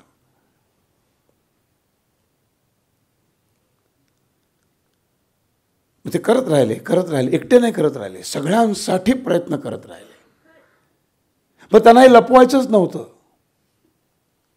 हे मी दयेचे अर्ज करतोय सातत्याने, हे त्यांनी लपवलेलं नाही. सगळ्यात पहिल्यांदा दयेचे अर्ज स्वतःच्या पुस्तकात छापलेत. जन्मठेपमध्ये स्वतःच सगळं लिहून टाकलं त्यांनी की मी एवढ्या वेळा दयेचे अर्ज केले, अशा पद्धतीने केले. मी एकट्यानेच नाही केले, मी सर्वांसाठी करत होतो. 4-5 अर्जानंतर त्यांच्या लक्षात आलं की दयेच्या अर्जावर कधीही सावरकर बंधूंच्या दयेच्या अर्जावर सहानुभूतीपूर्वक विचार करणार नाहीत. तेव्हा त्यांनी पुढच्या अर्जामध्ये हे पण लिहून टाकले की मला कधीच माझा विचार करू नका, माझा आणि माझ्या भावाचा, पण माझ्या बाकीच्या कैद्यांचा तर करा. आणि त्यांचे ओढल्यानंतर जसे सावरकरांनी फॉर्म भरले तशीच्या तशी कॉपी करून इतर अनेक राजकीय कैद्यांनी फॉर्म भरल्यानंतर त्यांच्या शिक्षा कमी झाल्या आहेत, काहींना तर सोडून दिलं गेलेलं आहे. हे सावरकरांचं तिथलं फार मोठं यश आहे. आम्हाला काही बघायचंच नाही आहे. बरं, आम्ही मात्र सतत माफीनामे लिहितो सुप्रीम कोर्टामध्ये. RSSचा गांधी हत्येत हात होता, टाकली केस, जाऊन पटकन माफीनामा.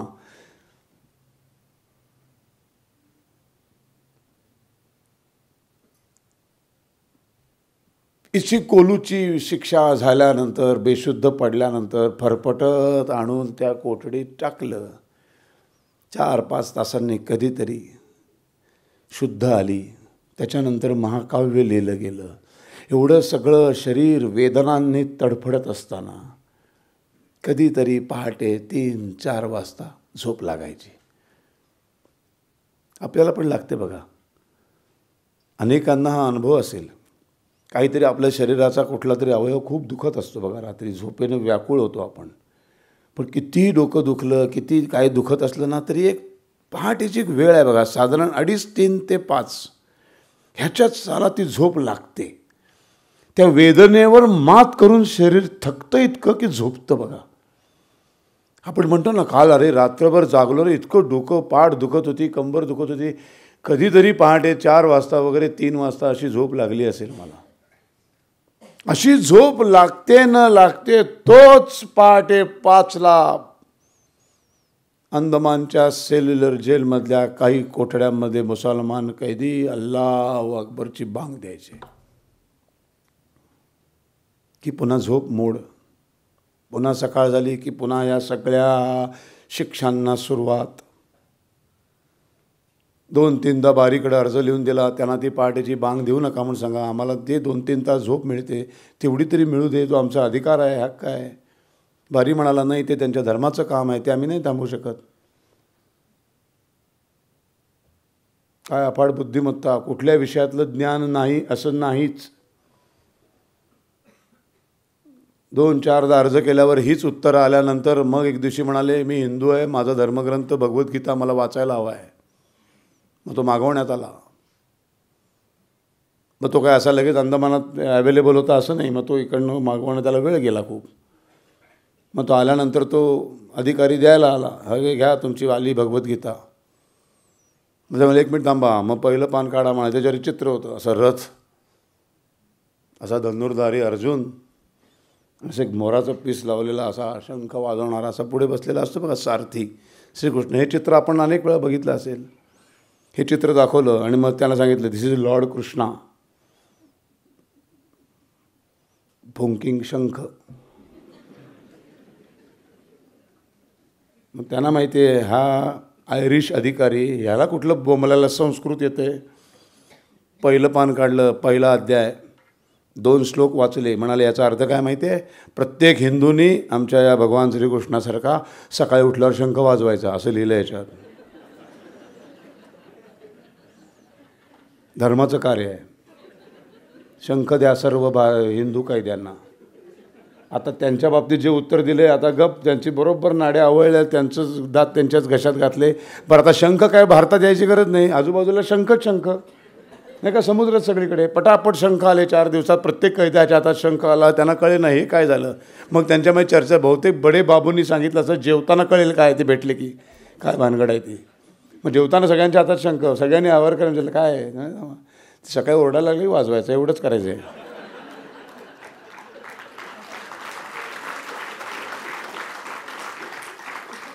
दुसऱ्या दिवशी ते सकाळी सुरू झाल्यावर आहे बरं, त्यांची संख्या कमी होती, आमच्या हिंदू संख्या त्यांची संख्या खूप जास्त.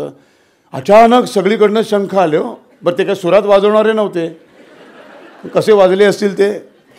आता ते डिस्टर्ब झाले, त्यांनी अर्ज केला, होय आम्हाला प्रार्थनेमध्ये डिस्टर्ब होते, काहीतरी वाजवायला नवीन सुरुवात केली. ते मला इधर आओ, ये देखो इधर लिखा है, ऐसा उसने बोला. वो बड़े बाबू बैठा है उसने, इसमें लिखा है हर एक ने शंख बजाना है. ये भगवान श्री कृष्ण उनका कृष्णा, लॉर्ड कृष्णा वो शंख बजा रहा है, वो भी आप बजाओ. अभी वो धर्म का काम है, हम कुछ नहीं कर सकते.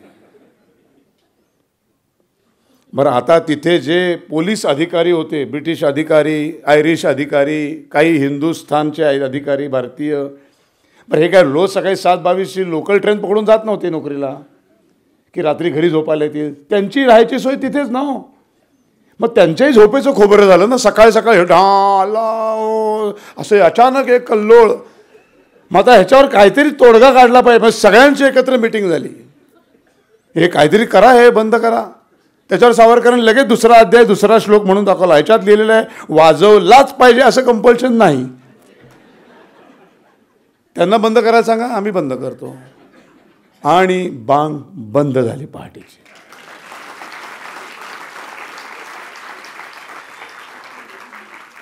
पाठीमागं कुठलेही कार्यकर्ते, सैनिक नसताना एकटा माणूस बुद्धीच्या जोरावर क्रांती घडवून आणतो.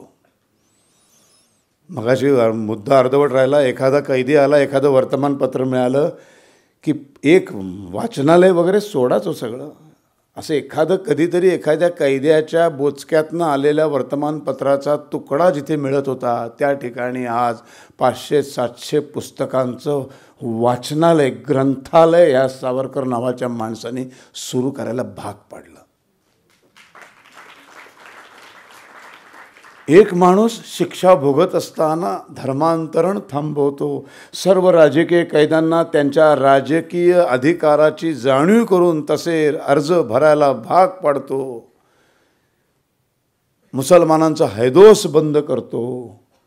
ग्रंथालय सुरू करायला लावतो. काय काय करतो हा माणूस. 11 वर्ष सलग एकाही दयेच्या अर्जावरती ब्रिटिशांनी कधीही सहानुभूतीपूर्वक विचार केला नाही. आणि मग सेल्युलर जेल आता ते मेंटेन करणं आणि हळूहळू ते आता वाइंडअप करायचा विचार दुसऱ्या महायुद्धानंतर जेव्हा सुरू झाला तेव्हा लक्षात आलं. आणि इकडे त्याच वेळेला असंख्य काँग्रेसमध्ये नारायणराव सावरकरांनी सह्यांची मोहीम राबवलेली होती. अनेक प्रकारांनी सावरकरांच्या सुटकेचा प्रयत्न सुरू झालेला होता. आणि मग ह्या सगळ्याचा परिणाम म्हणून सुटका नाही झाली, फक्त अंदमानच्या सेल्युलर जेलमधनं उचलबांगडी झाली कलकत्त्याला, अलीपूर, मग तिथून काही क्षण मुंबई, तिथून मग 2.5 वर्ष रत्नागिरी, तिथून मग परत पुण्यामध्ये येरवडा जेल. आणि मग 6 जानेवारी 1924 बरोबर गेल्या 6 जानेवारी 2024ला येरवड्यामधनं सुटका झाली. त्याला 100 वर्ष पूर्ण झाली. या दिवशी पुण्यामध्ये आम्ही यात्रा काढली सुटकेची. देवधर साहेब होते तेव्हा. मग इथून सोडल्यानंतर आता सुटका होणार, पण नाही, 5 वर्षांची स्थानबद्धता.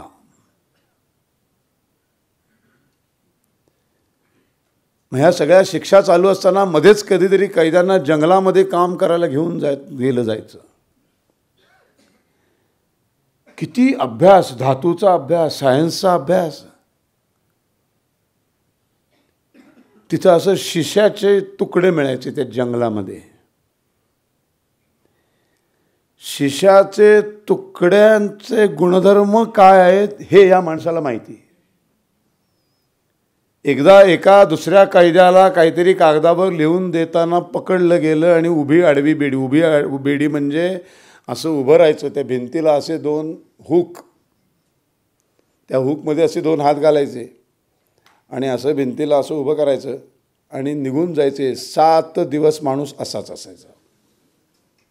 त्याला उभी बेडी म्हणतात. आडवी बेडी म्हणजे असा पाय फाकून उभं राहायचं, त्याच्यामध्ये अशी सलगशी पाय तुमचे जवळही करता येत नाहीत, लांबही करता येत नाहीत. उभी बेडी, आडवी बेडी, त्याची प्रात्यक्षिकाचं ते आता मूर्त्या तिथे लावून ठेवलेल्या आहेत. हे असं 7 दिवसांनी, याच 7 दिवसामध्ये लघवीला संडासला तसंच चालू राहणार खाली, ते काही वेगळं काही नाही.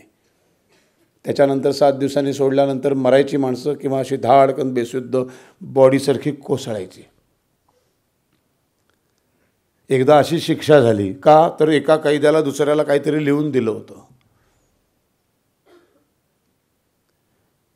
मग ते कैदी कुठं कुठं नाना तऱ्हेच्या ठिकाणी लपवण्याचा प्रयत्न करायचे. तर पूर्ण कपडे काढून त्यांना चेक केलं जायचं, तर ते सापडायचं.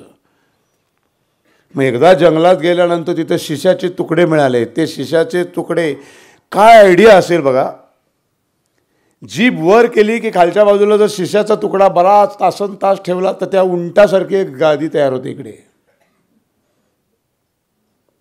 आणि मग जर काय असं पोचवायचं असेल तर ते त्या खड्ड्यात ठेवायचं. सगळ्यांना सांगायचे शिशाच्या नुसतंच बसून राहतो ना कोठडी, तर ते एक तुकडा ठेवून द्यायचा, तर हळूहळू तिथे एक खड्डा तयार होतो. आणि मग जेव्हा आपल्याला नग्न करून तपासलं जातं यांनी कुठे काय लपवलं आहे का, तेव्हा सगळं शोधलं, काहीच सापडत नाही. मग तो काढून दुसऱ्याला देता येतो.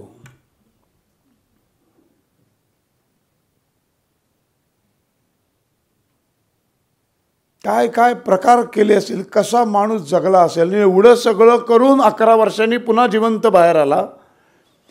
मग पुढची 21 ते 24 ह्या शिक्षा, 24 नंतरची स्थानबद्धता 5च वर्षांची होती. ब्रिटिशांनी सावरकरांच्या बाबतीत त्यांनी निर्माण केलेला एकही कायदा पाळला नाही.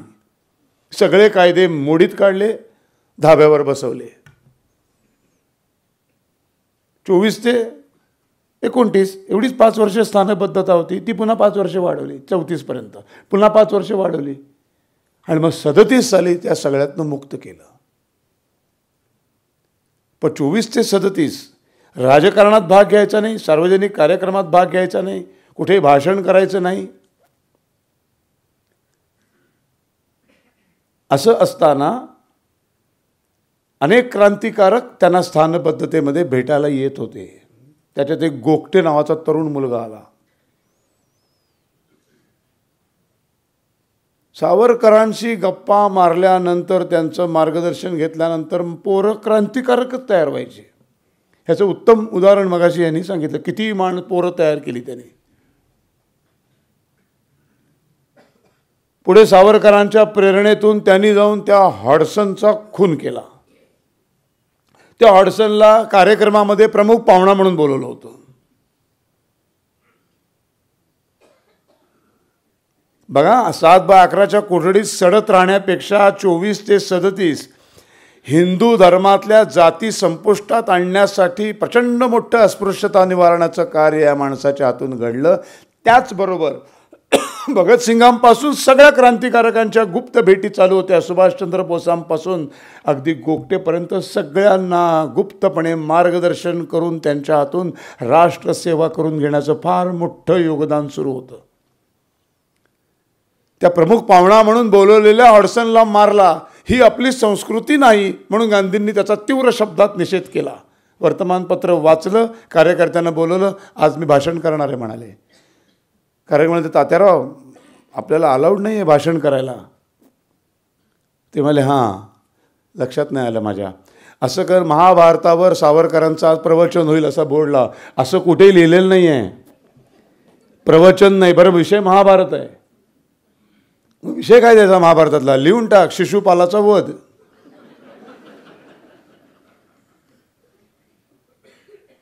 एवढ्या काळानंतर सावरकर भाषण करणार स्थानबद्धतेमध्ये. सगळे असे टपून बसलेले, सगळी गर्दी झाली. म्हणजे काय नाही, आज महाभारतातली गोष्ट सांगायला आलेलो आहे मी. राजस्व यज्ञ निर्माण केला तेव्हा भारतवर्षातल्या सर्व राजांना निमंत्रण गेली. त्या शिशुपाल पण राजा होता, त्यालाही निमंत्रण आलं. ही महासभा भरली सर्व भारतवर्षातल्या राजांची. आणि मग यजमानपद कुणाकडे द्यायचं? तर सर्वानुमुखे एकच माणूस आहे या राजसभेमध्ये, भगवान श्रीकृष्ण. ह्याच्यासारखा दुसरा यजमान कोण असू शकतो? आणि मग श्रीकृष्णाला यजमानपद जाहीर झाल्यावर एकच विरोध झाला, तो शिशुपालाचा. तेव्हा भर सभेमध्ये श्रीकृष्ण उठला, म्हणाले, या 100व्या अपराधाची मी वाट बघत होतो. आणि भर सभेत निमंत्रित होऊन आलेल्या शिशुपालाचा सुदर्शन चक्राने वध केला. पण त्याच्यानंतर आलेल्या प्रमुख पाहुण्याचा वध केला म्हणून श्रीकृष्णाचा कोणीही निषेध केला नाही. आज मी तुम्हाला एवढीच गोष्ट सांगायला आलेलो आहे. जय हिंद, जय महाराष्ट्र. भाषण संपलं. दुसऱ्या दिवशी कलेक्टरनी बोलवलं, म्हणाले, सावरकर आम्ही काही मूर्ख नाही आहोत, आम्हाला कळतंय पण काय बसवता येत नाही म्हणून तुम्ही सुटलात. सावरकर हसले, म्हणाले, कळलं ना, बस झालं. हा हिंदू धर्म आहे ना, हा हिंदू धर्म वज्रमुठीसारखा होत नाही, कारण जातींनी विखुरलेला आहे. ही जात संपवली पाहिजे. आणि त्यासाठी हे 13 वर्ष आयुष्यातली अतोनात झटलाय माणूस. म्हणजे आपल्याला अस्पृश्यता निवारणाचं कार्य करणारे नेते म्हटलं की पटकन आंबेडकर, फुले बिले काम डोळ्यासमोर येतात. आहेतच, मोठीच माणसं आहेत, त्यांनी कार्य केलेलंच आहे. पण आंबेडकरांच्याही आधी अस्पृश्यता निवारणाचं कार्य करणारा हा पहिला नेता आहे बरं का. वेदमंत्राचा अधिकार नाही ना, मी तुमची पूजा मुंज घडवून आणतो. 29 साली महार मांगांच्या मुला मुलींची मुंज मालवणमध्ये कोकणात करणारा हा माणूस आहे. मुंज करून रितसर हक्क आहे तुम्हाला. आता वेदमंत्र पठण करा आणि भिक्षुकी करू शकता तुम्ही. केवढं मोठं कार्य आहे हो. नाही ना तुम्हाला विहिरीचं पाणी घ्यायला दे. 500 विहिरी खुल्या करण्याचं रत्नागिरी जिल्ह्यातलं फार मोठं काम केलं या माणसाने. स्थानबद्धतेमध्ये असताना ब्रिटिशांचे अधिकारी आले, म्हणाले तुमच्या घरामध्ये शस्त्र ठेवलेत, झडतीचं वॉरंट आहे, शस्त्र मिळालं तर तुम्हाला अटक होईल. ते म्हणाले मला माहीत नाही कुठं शस्त्र ठेवलेत, पण तुम्ही झडती घेऊ शकता, तुमचा अधिकार आहे. तो फक्त 2 मिनटं द्या. कारण तुम्हाला वाटत असेल की या दरवाजापासून मागच्या दरवाजापर्यंत माझं घर आहे, तर नाही, पुढचं अंगण आहे.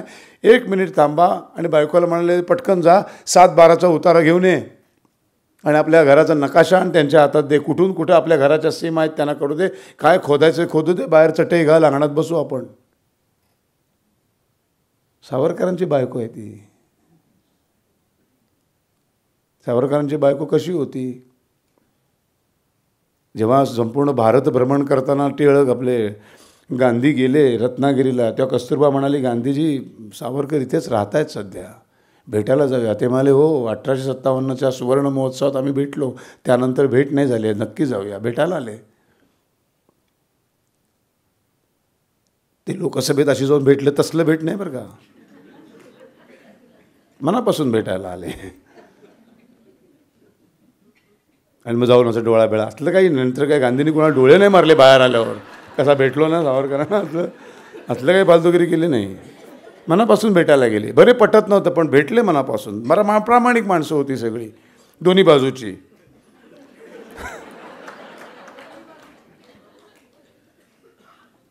दीड तास सगळं झालं, चर्चा बिर्चा झाली. ते 1.5 तास बसले वरती. शेवटी दोघांचं ध्येय एकच होतं ना, देश स्वतंत्र झाला पाहिजे. एकत्र काही करता येते का? पण नाही. इतका विरोधाभास होता की रेल्वेच्या रुळांसारखे होते दोघंजणं. जायचं असतं दोन्ही रुळांना एकाच स्टेशनात, पण दोघं समांतर जातात, कधीच एकत्र येत नाहीत बघा. अशा या 2 विचारसरणी, एक शस्त्रावर विश्वास असलेला आणि एक अहिंसेवर विश्वास असलेला.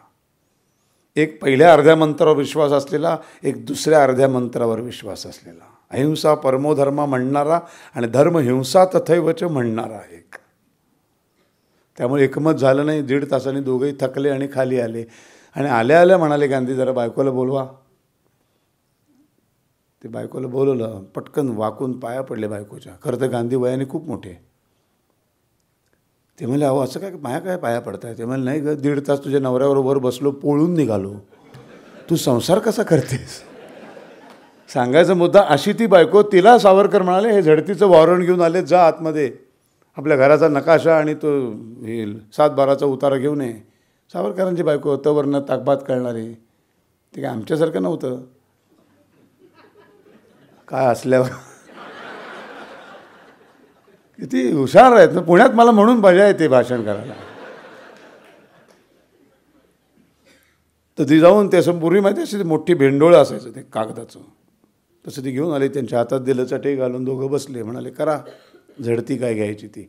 त्याने ते उडून बघितलं तर तो करून सावरकरांच्या बायकोकडे बघत बसला ब्रिटिश अधिकारी. ते काय झालं असं का बघताय? नाही म्हणजे हे काय दिलं आहे तुमच्या बायकोने? ते म्हणजे काय दिलंस बघू. बघायला गेले तो अखंड हिंदुस्थानचा नकाशा, स्वतःच्या घराचा नकाशा म्हणून दिला होता.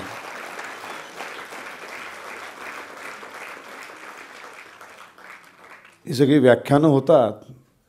त्यांचा काळ वेगळा, त्यांचे शत्रू वेगळे, त्यांच्या लढाया वेगळ्या. आज सगळं बदललं आहे. पण काही गोष्टी फार कॉमन आहेत. तीही कॉमन गोष्ट आहे आपल्या घराचा नकाशा. हा फरक आहे त्यांच्यात, त्यांच्या बायकोमध्ये, आपल्यामध्ये. आपल्याला विचारलं तुमच्या घराचा नकाशा 722 स्क्वेअर फीट 3 BHK, जिथं स्टेट बँक ऑफ इंडियाचं होम लोन संपतं त्या उंबरठ्याच्या बाहेर आमचं घर नाही. बाहेर कोपऱ्यात थुंका, काय वाटेल ते करा. हल्ली काही सोसायट्यांनी असे ते देवांच्या टाईल्स मिळतात हल्ली, दत्त हनुमान बिनुमान ते कोपऱ्यात थुंकू नये म्हणून आम्ही त्यांचे बाप आहोत. तिच्या आईला त्या मारुती आणि दत्ताच्या मध्ये धार मारतो. कारण आम्हाला माझा उंबरठा जिथे माझं स्टेट बँक ऑफ इंडियाचं होम लोन संपतं त्याच्या बाहेरची एक फरशी पण मला माझी वाटतच नाही. हा आपला आणि त्यांच्यामधला फार मोठा फरक आहे. हे आपल्याला कधी वाटणार? हे वाटणं फार गरजेचं आहे. हे ज्या दिवशी वाटायला लागेल ना, त्या कुठल्याही एका मोदींना दिवस रात्र एक करण्याची गरज नाही लागणार.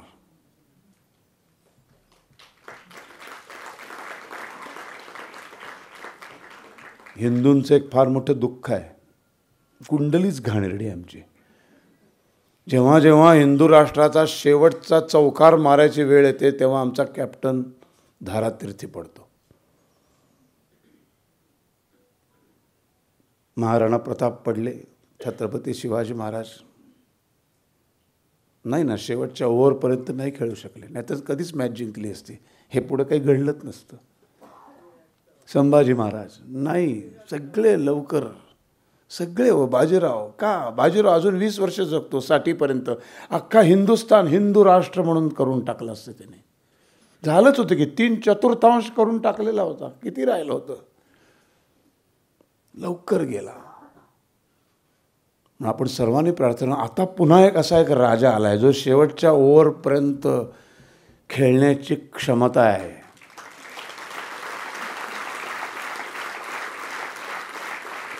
त्यांच्या आयुष्यासाठी आपण प्रार्थना करूया.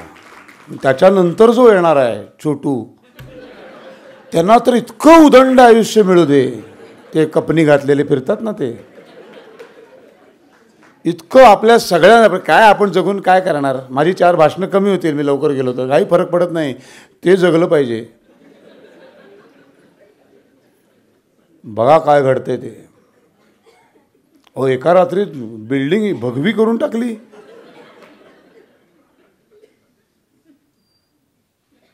आपल्या हातामध्ये एकच आहे लोकशाही राष्ट्रामध्ये, ते म्हणजे मतदानाचा अधिकार. मी कुठलंही म्हणजे हे आले म्हणून मी भाजपचं वगैरे अजिबात नाही बरं का. मी कुठल्याच पक्षाचा नाही, मला कंटाळा आला त्याचा. फक्त एक गोष्ट लक्षात ठेवा, हिंदूंनो, आपल्याला या देशातून हकललं तर आपली हक्काची पृथ्वी तलावर दुसरी जमीन नाही. मुसलमानांना ह्या तिकडं हकलं, तिकडून तिकडं मुशर्रफ कोण तो इकडून पाकिस्तानात लंडन ते फिरत असतात. 55 राष्ट्र आहेत. बाकीच्यांना 100-150 राष्ट्र आहेत. हिंदूंना एकच राष्ट्र, हिंदुस्थान. 100 वर्ष अमेरिकेत राहिलात आणि तिथलं ग्रीन काय ते कार्ड मिळालं तरीही प्रत्येक वेळेला प्रायोरिटी तुम्ही नसता.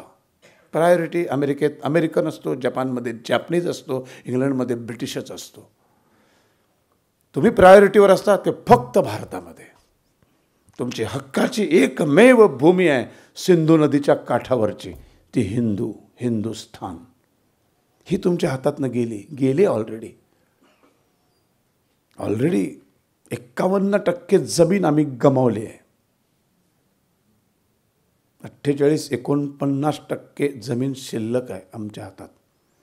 त्यातही अनेक पॉकेट्स तयार असे झालेले आहेत की साला आपण कधी गमवू ना कळणार पण नाही. म्हणून 24ची निवडणूक ही भारताच्या इतिहासातली अत्यंत महत्त्वाची आहे. नगरपालिकेपासून ग्रामपंचायतीपासून ते लोकसभेपर्यंतची. कोणाला मत द्या मी अजिबात सांगणार नाही.